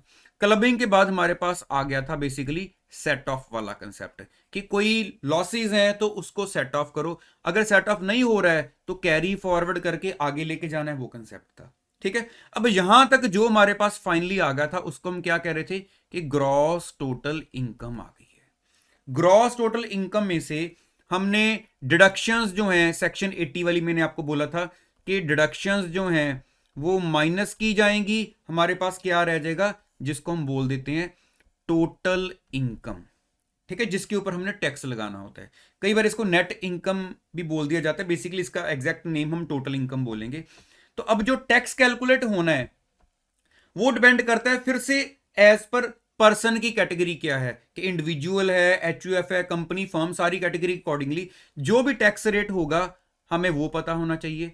अब जो भी टैक्स रेट होगा, हमने टोटल इनकम पर टैक्स लगाया, जो भी मेरा टैक्स आ गया, इसके बाद हमने देखना है कि अगर सरचार्ज भी एप्लीकेबल है तो टैक्स के साथ साथ फिर हमारा नेक्स्ट टैक्स के ऊपर सरचार्ज लग जाएगा, जो एक परसेंटेज है जो टैक्स के ऊपर कैलकुलेट होती है। फिर उसके बाद हमारा क्या आ जाता था कि हमने health and education cess add करनी है। ठीक है, ये सारा प्रैक्टिकली होगा हमारे पहले चैप्टर के अंदर ही, टैक्स कैसे कैलकुलेट होता है मैं आपको नेक्स्ट क्लासेस में सिखाऊंगा इसको, कि हेल्थ एंड एजुकेशन सेस हमारे पास आ जाएगा। अब ये सारा फाइनल कैलकुलेशन होगी। इसके बाद दो पॉइंट्स और आए थे कि एक एडवांस टैक्स और एक था हमारे पास TDS, tax deducted at source. Advance tax क्या था हमारे पास वो मैंने आपको बताया कि जब कोई भी साल चल रहा है, मान लो एक साल चल रहा है हमारा, जो यहां से स्टार्ट हुआ 2021 से और ये 31 मार्च 2022 को खत्म होगा। अब इस साल की जो इनकम है इसका असेसमेंट ईयर, मान लो अगर मैं बोलूं ये प्रीवियस ईयर जब होगा हमारा, तो इसका असेसमेंट ईयर तो होना है हमारा 1 अप्रैल 22 से लेकर 31 मार्च 23 को जाकर, यही होगा ना। इसको बोलेंगे इसका असेसमेंट ईयर हो गया, ये प्रीवियस ईयर है। ठीक है, प्रीवियस ईयर की इनकम को नेक्स्ट ईयर जाके असेस किया जाएगा, लेकिन जो एडवांस टैक्स की प्रोविजंस है वो कहती हैं कि आप इस साल की इनकम को पहले इसी साल में एक बार एस्टीमेट लगा लो कितनी की इनकम है, और उसके ऊपर अगर आपका जो टैक्स है, जो भी एक बेसिक अमाउंट उन्होंने बताई है उससे क्रॉस कर रहा है, तो आपको साथ साथ, जैसे मैंने आपको 4 इंस्टॉलमेंट्स की डेट भी आपकी स्टडी में दी हुई थी वो बताई है, आपको टैक्स एडवांस लेवल पर साथ साथ जमा कराना है। बाद में जब अगले साल जाकर एग्जैक्ट कैलकुलेशन करोगे तो जितना आपका ऑलरेडी एडवांस टैक्स की फॉर्म में जा चुका है वो एडजस्ट हो जाएगा, बैलेंस आपका लेने वाला है तो मतलब हमें रिफंड आ जाएगा। अगर हमारे से अभी और देने वाला निकलता है पेंडिंग, क्योंकि एडवांस टैक्स अगर कम निकला हमारा तो हम जमा करा देंगे। टीडीएस क्या था? Tax deducted at source. जिस भी सोर्स से मुझे पैसा आ रहा है, मान लो बैंक ने मेरे को कोई इंटरेस्ट दिया और एज पर जो इनकम टैक्स की प्रोविजंस है उस इंटरेस्ट पर उन्होंने टीडीएस काटना था कि यहीं पर उस बंदे का टैक्स काट लो। ठीक है, या मेरे को सैलरी मिल रही है तो जो बंदा मुझे सैलरी दे रहा है बोलेगा टैक्स काट के सैलरी दूंगा, तो उसको बोलते हैं टैक्स डिडक्टेड एट सोर्स। तो ये हमारे आई थिंक ये सारे टॉपिक्स जो हैं रिवाइज हो गए हैं। तो इसके अलावा अभी हमने नेक्स्ट इसमें कुछ नहीं कवर किया है, जो हमारा नेक्स्ट क्लास में कवर होगा। तो मेरे ख्याल से क्विक रिवीजन से आपको सारा रिकॉल हो जाएगा इजीली कि हमने आज क्या क्या डिस्कस किया था। ठीक है, चलो अब मिलते हैं नेक्स्ट क्लास में।